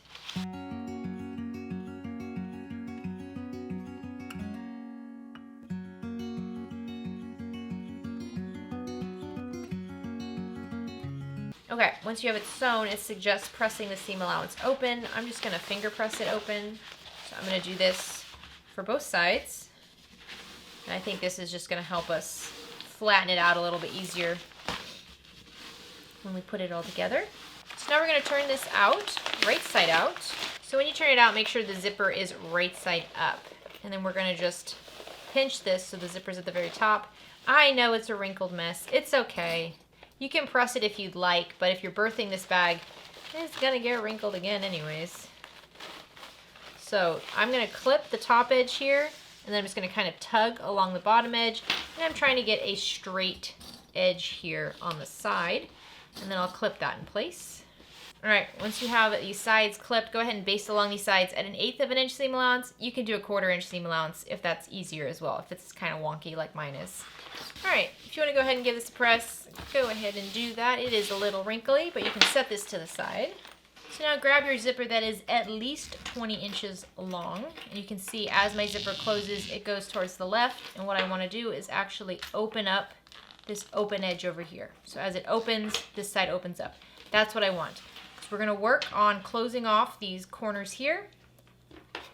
What you're going to want to do is measure 1 inch down from the raw edge of the open side and just mark a line right on the edge of the zipper. Don't mark a line all the way up to the zipper teeth. You don't need it, and you'll see it in the end, so let's not do that. So 1 inch down on both sides, right on the edge of the zipper tape. Now what you're going to do is you're going to pinch right at that mark. So you're pinching the zipper tape wrong sides together. And you see as I pinch it, you see how these teeth veer off to the right over here? That's what we want it to do. So I'm going to pinch it and just kind of manipulate it so that my zipper tape go up and straight over to the right. And as I do that, I'm creating this nice little fold here.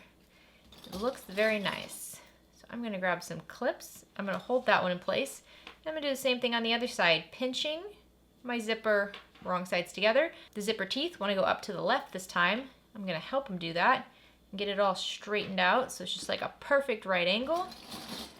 And then add a clip. So now what we're going to do is we're going to go to the sewing machine, and using a zipper foot, we're going to just stitch right about 1/8 of an inch right along the edge of our zipper tape over this folded over edge to hold it in place. You're going to do this for both sides. How sweet is that? And if you'd like, go ahead and stitch over the edge here. We don't want the zipper coming off at any point, so you can stitch that down if you'd like. So now grab your 4 H pieces. So you have 2 exterior and 2 lining. And figure out, if you have a print like I do on your exterior, figure out how you want this to look. Do you want them to both be going in opposite directions? Figure out how you want it to look. So that's how I want it to look. So I'm going to flip it out. So in the end, my zipper will be in between them, and this is how it'll look. Very cute. So I'm going to flip this over, and on the right side here, I'm going to fold this down 3/8 of an inch. So if you'd like, grab a ruler and mark 3/4 of an inch in from the short edge over here. So you can see that's 3/4 of an inch. And then I'm going to take my raw edge and I'm going to fold it to meet that 3/4 of an inch mark. And since that meets it, that means the fold is at 3/8 of an inch. See, you just double it.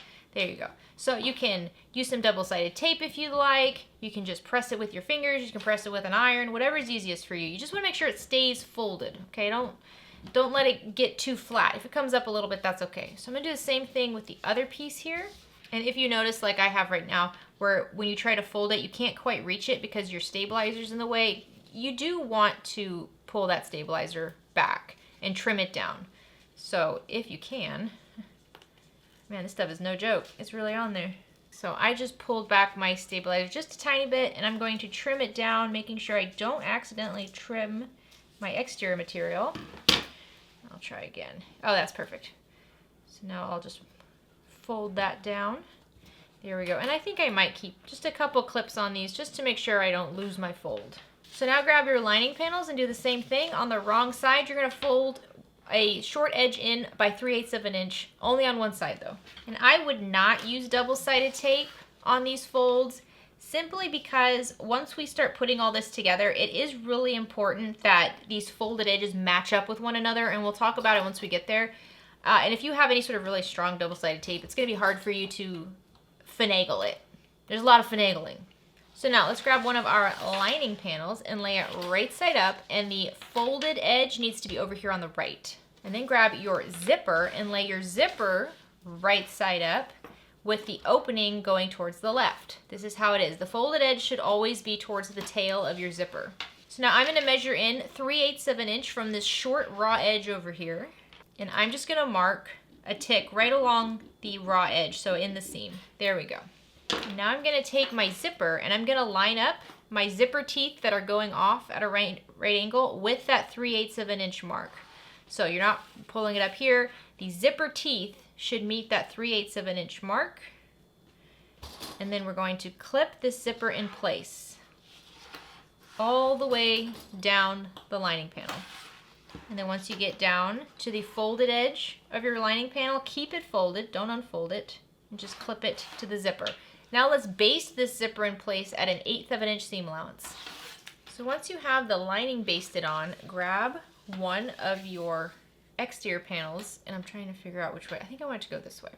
So grab one of your exterior panels and lay it right side down. Again, make sure the folded edge is over here on the right, the same side as the folded edge on the lining of your zipper if you need to. And just line it up with that lining panel. And the sandwich is in between them. So the zipper and the exterior panels are right sides together. And as you're clipping this together, make sure that the edge of the two folded edges matches up.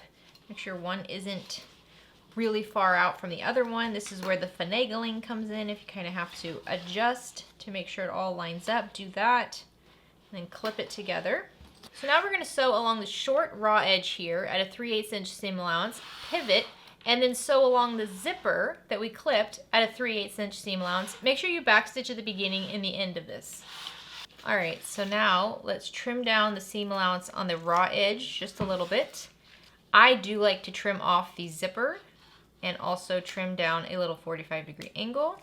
Since I trimmed down that zipper though, and it is pretty close to where the stitches are, we do want to prevent it from fraying. So I'm going to kind of pull my material away. It's okay if you burn your material a little bit, but really I'm just focused on the zipper. So where the raw edge of my zipper tape is, I'm going to melt it down, just like that.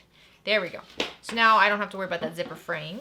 And now we're going to take our two panels and flip them right side out and poke out your zipper corner over here. Use an iron if you'd like. I'm going to start over here on the folded edge and bring these back, wrong sides together. You want these folded edges to match up perfectly. And now I'm just going to clip along the raw edge, getting these lining and exterior panels to match up as best I can. So now just take a look and make sure it's all nice and flat. And it looks mostly like a rectangle. That looks great. And now we're going to top stitch along all four edges at an 1/8 of an inch seam allowance. Again, make sure you're using a zipper foot because you are going right next to that zipper, but we're going to do all four of them 1/8 of an inch just to keep this nice and perfect.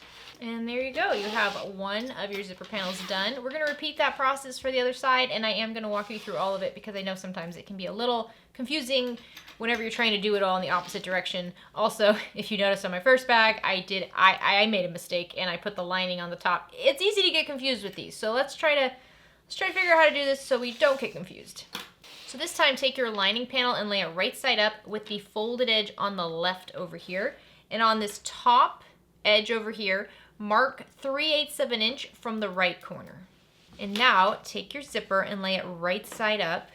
And this open edge over here where your zipper turns off at a 90-degree angle, we're gonna line up the teeth with that marked line that we just made, and then match up the raw edge of the zipper tape with the raw edge of the lining panel. So again, we have zipper right side up and lining right side up. One thing to just keep in mind is that if you want this to turn out correctly, do not have your lining ever going right sides together with your zipper. You would think I would know that by now, but always something to learn. So now I'm just going to go along here, clipping this in place. You might want to close your zipper just so you can see exactly where the folded edges are going to line up over here on the left. All right, so when I look over here, flip this over. Okay, you see how my folded edge for the panel I'm working on right now, it lines up with the folded edge for the panel that's already attached. That's how I want it. If it's a little off, you can refold this a little bit to go down or maybe go up a little bit, but it shouldn't be terribly off. But this is why I said we didn't want to use the tape. We got to finagle. So now flip this up and I'm going to baste this on at 1/8 of an inch seam allowance. Once that's basted on, grab your remaining exterior panel and you're going to lay that right side down on top of your zipper. Make sure the folded edge is on the left here, which is where the folded edge is on our lining. And let's line this all up and clip together so the zipper is sandwiched in between the lining and the exterior. Make sure you clip along the short edge as well because we are going to be sewing that together. I like to keep the zipper mostly closed while I'm lining this all up, just so I know everything is in the right spot. So when I look at this, once again, I'm just making sure that it's all lined up appropriately. It's lined up on the back and the front. And to make it easier, go ahead and move the panel you've already worked on out of the way. Everything should be squared up. So now we're going to sew along the short edge here at a 3/8 inch seam allowance, and then we're going to pivot and sew along the long edge at a 3/8 inch seam allowance. Make sure that you backstitch at the beginning and the end. All right, once we have that sewn together, once again, we're going to trim down the short edge, and then I'm going to trim down the zipper tape. And I'm also going to trim, let's see, a little diagonal here. And then just like before, I'm going to burn or melt the side of my zipper tape here so I don't have to worry about it fraying. Now let's flip this out, right side out, and hopefully everything is as it should be this time. All right, look at that. Both the exterior panels are on the same side. What an improvement. Okay, so now we're going to top stitch along all 4 edges at 1/8 of an inch seam allowance.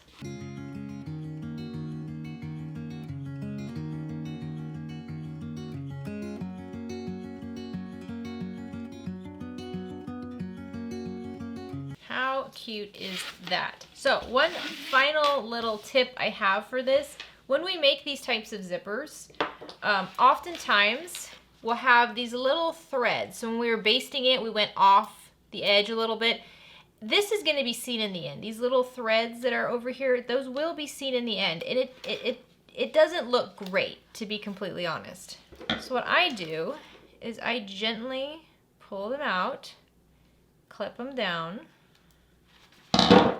and then if I have any little bits that are just keep poking up, you burn them. You boop them. Okay, you don't need to burn them, but you give them a little boop with the lighter. They suck in on themselves, and now we have a nice polished edge. You can't even tell that we sewed anything down there. If you want to do the same thing on the bottom, go ahead. So now let's put this lining together. Grab your lining panel that has the zipper pocket and lay it right side up. Grab your zip panel that we just made. Let's go ahead and find the midpoint on both sides of this panel. We're going to need that. So we're going to fold it in half. You can mark it with a pen if you'd like. Scissors are also fine. On both long edges of the zipper panel, I'm just marking the midpoint. All right, so my zipper panel is going to be laid right side up, zipper closing going towards the left. So it's exterior right side up. Linings are right sides together. And I'm gonna match it up at that midpoint mark and use a clip to hold it in place. And now let's baste this on at 1/8 of an inch seam allowance. Once that's basted on, grab one of your J panels. And this is the lining interior. Look at that, look how that just pops. This is adorable, isn't it? Man, oh man. So we're gonna lay this panel right side down over the lining, over the zipper panel, and we're gonna clip it in place, lining up the top and side edges. You might actually find this easiest, hold on. So since we do this type of pocket, a lot of times when we do a zip pocket like this, it does kind of shrink your lining a bit.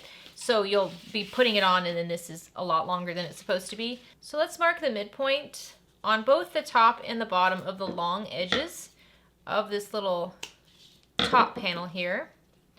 We'll need the top midpoint mark for later and the bottom midpoint mark for now. So now when we lay it right sides together, match it up at the midpoint marks first and then just clip all the way to the edge. And if one panel is a little longer than the other, do not worry about it. We have a 1/2 inch seam allowance on the sides over here. You're gonna be fine. Sometimes people ask questions about seam allowances and why a big one, why a small one, and I don't know everybody's reasons, but I know that when I'm making a bag that has a lot going on, a 1/2 inch seam allowance is really helpful because that just means you can make a decent amount of mistakes and it's still gonna turn out the way it's supposed to turn out. So now let's sew along this top edge at 1/2 inch seam allowance.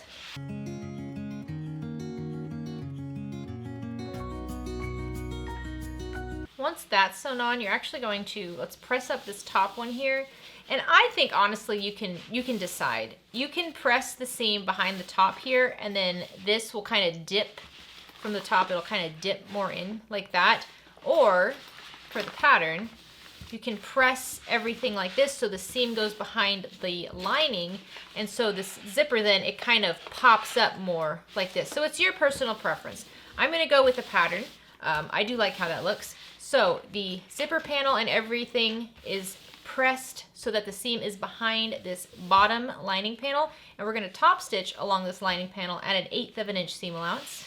So you see, this is how it's gonna look. Isn't that cute? Oh, I love it. All right, let's do the same thing with the other side. So grab your remaining lining panel and lay it right side up. And then let's flip this panel so that the exterior is right side up, just like this. The exterior of the zipper panel is right side up. And we're going to match it up at the midpoint mark and clip together. And now let's baste along this edge at 1/8 of an inch seam allowance. Once that's basted on, grab your last lining top panel and lay that, get it all centered. Let's go ahead actually and mark the midpoints on the top and the bottom, so on both long edges. There we go. So make sure you have this directionally the way you want it to go. And we're going to take this top panel and lay it right side down with the right side of the exterior for the zipper panel. Just like that. Match up those midpoint marks. And just clip along this top edge. Okay, now let's sew along this edge at 1/2 inch seam allowance. Once we have that sewn on, I like to just finger press it just quickly. And then take the whole zipper panel and the other lining unit, flip it all back so that that seam we just sewed goes behind the bottom lining panel. Just like that. Give it a good press. And now let's top stitch on this lining panel at 1/8 of an inch seam allowance. Well, this is looking great. So this is the top of the bag. So now we're going to attach this divider. So take your unit, find the lining panel with the zipper pocket and lay that so that the zipper is right side up, and then just flip everything else out of the way. Just looking at this zipper panel here. Now grab a ruler and measure 3/4 of an inch up from this bottom boxed edge here. So not down here, right here. 3/4 of an inch up and mark a little line in the seam on the right side of your lining. And now take your middle pocket and the zipper needs to close in the same direction as everything else. You see this zipper closes to the left. This zipper up here closes to the left. So this zipper, which way does it close? To the left. That's right.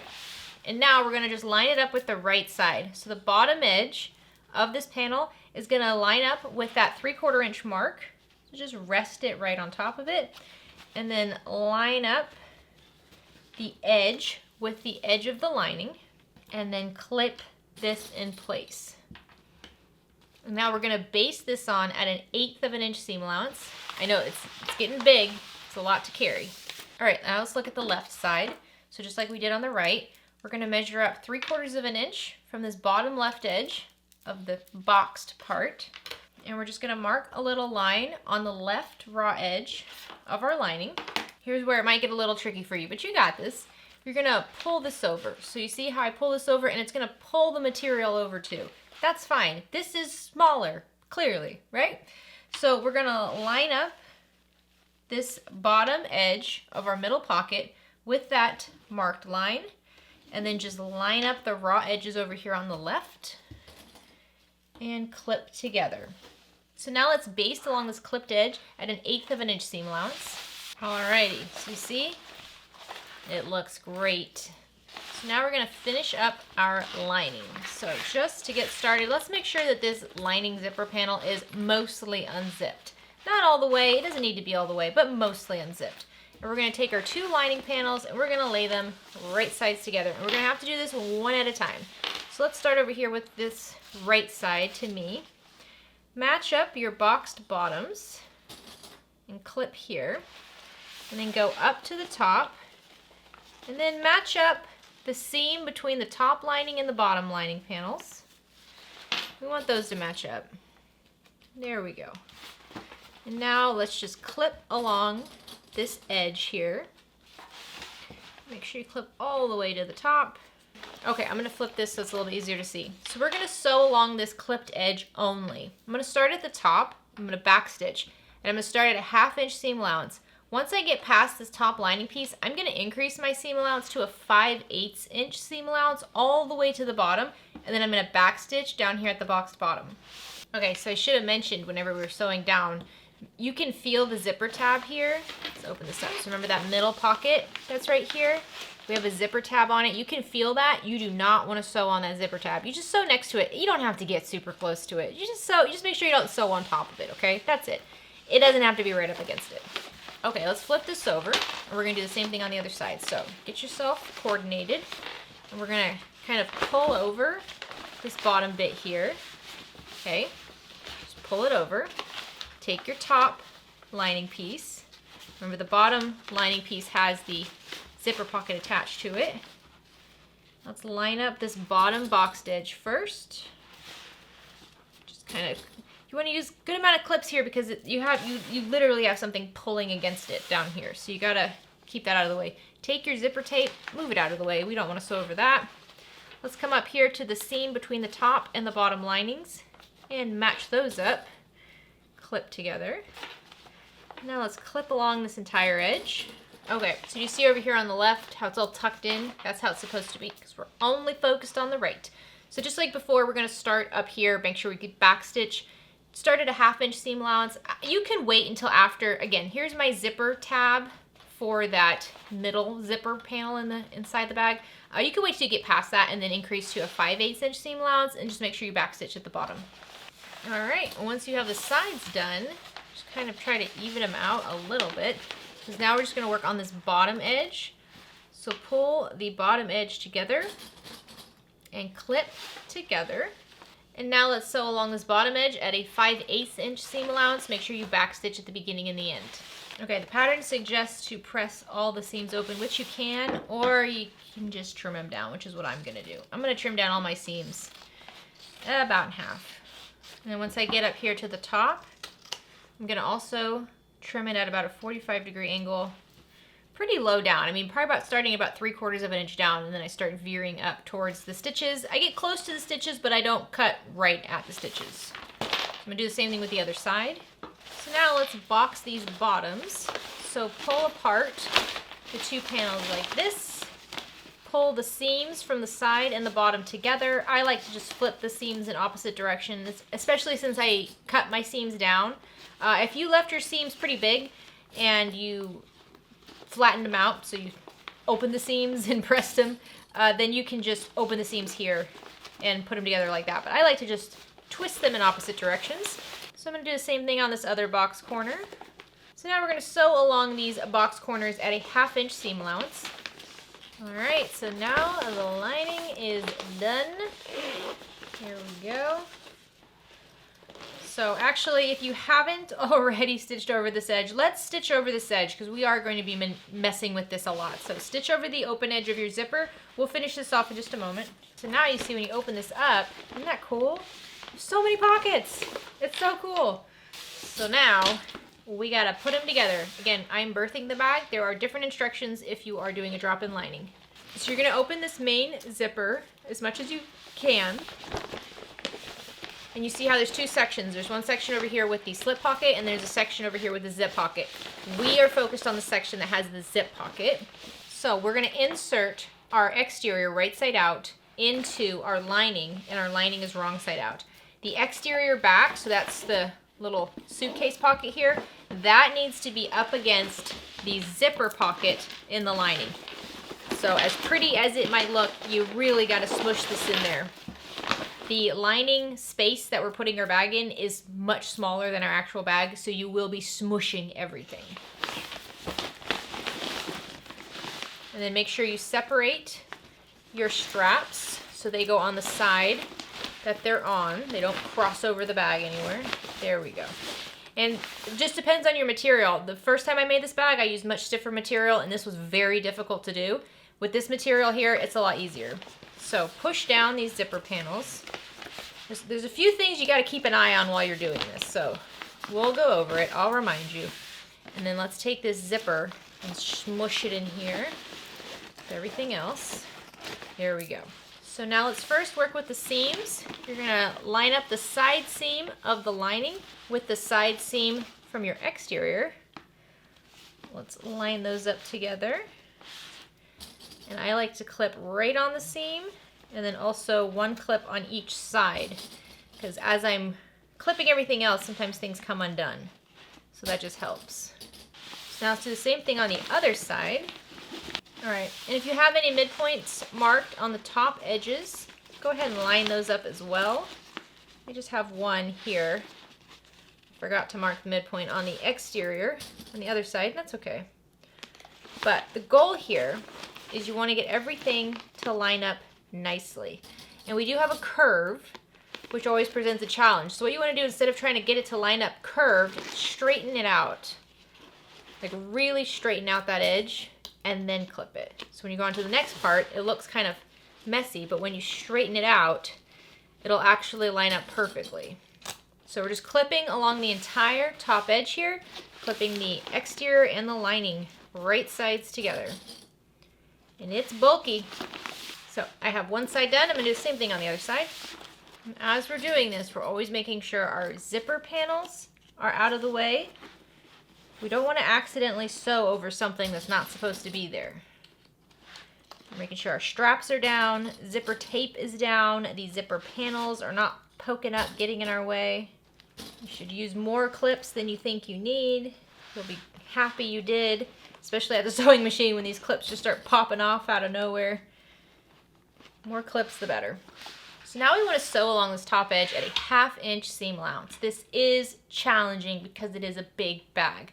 I will be taking the table off of my sewing machine, so I just have the arm. So like here's the arm, and then the needle goes up and down here, and I have a big clear table that goes around it. I'm just going to take that table off so that way I can wrap my bag around the arm and sew it like that at a 1/2 inch seam allowance. Go slow. If you feel like this, you got some really thick seams here, maybe switch to a 90-14 needle and just go slow. Big bags are tricky. This is the hard part of a big bag.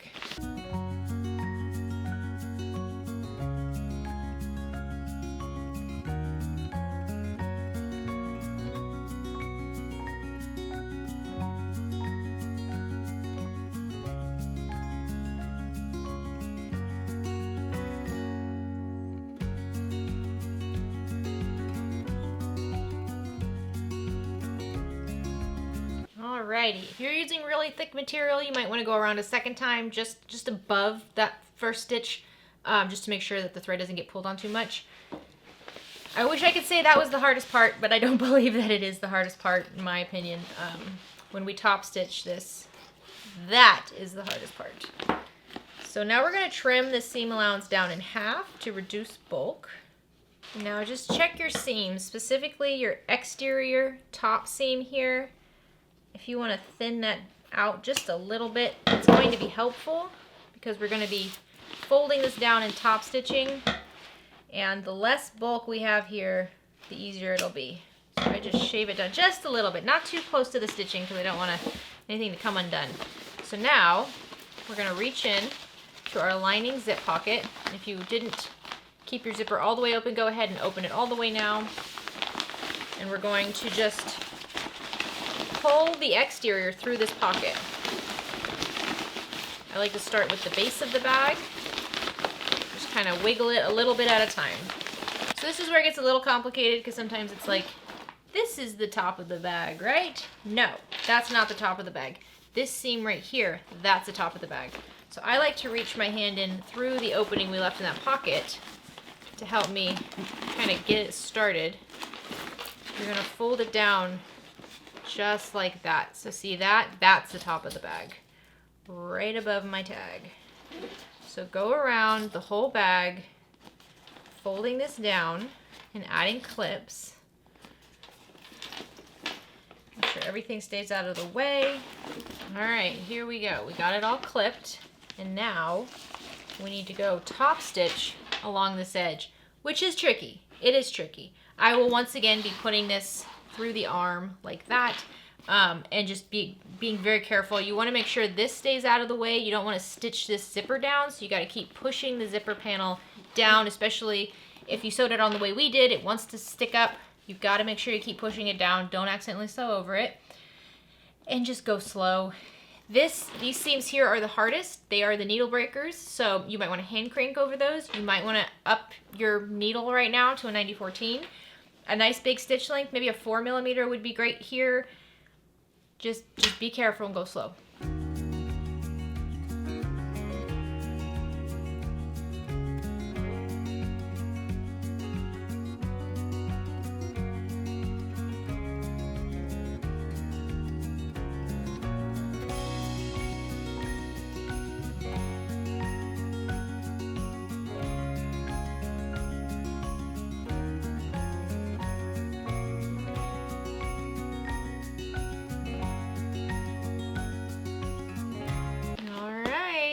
You did it. That's the hardest part. See that? Oh, that is a beautiful bag, isn't it? So pretty. Such a pretty bag. So let's close up that hole in the lining and then add our zipper end and we are done. So let's open up our bag and pull out your lining pocket. And just kind of fold everything in. And then pull on the edges, and because we folded it down in the beginning, it should naturally just have the raw edges fold in on themselves. If you need to give it a little assist, go ahead and do that. I'm not that precise with these. I'm just trying to make sure both edges are rolled in and their folded edge matches up with one another. All right, now I'm going to top stitch right along this edge at 1/8 of an inch seam allowance. Make sure you back stitch at the beginning and the end. So once you've got that lining done, go ahead and push it back in there. Oh yeah, that looks good, doesn't it? Oh yeah, that's a cute bag. Here's the back of it. Here's the front of it. Oh, that's nice. So now for the zipper end. For the zipper end, I have my zipper end hardware, a teeny tiny screw to go with it, my screwdrivers, and some glue. And what we're pretty much going to do is just fold down the edges of the zipper tape and then keep the teeth there and just kind of push this in to the metal zipper end and then screw it in place. It's very easy. So I'm gonna grab one of these little screws and I'm gonna put it on my dish here because they're so easy to lose. And I lost a couple when I first made this bag. Open up my glue. Like I said, I'm gonna fold down the fabric edges so I have like an arrow. I'm gonna put glue right on the tip of those zipper teeth. And then I'm just going to push this in to my hardware as far as it'll go. There we go. Looks nice. You may want to grab a stiletto And on the back of the hardware, there's a hole for the screw, and you can just kind of punch through your material just so the material is ready for a screw. And then grab your screwdriver and that teeny tiny screw, and then just screw this in place. There we go. So now the zipper is nice and safe. You don't have to worry about it flying off or anything. And then I like to just tuck it into the side of the bag. And then close it all the way up. And your bag is done.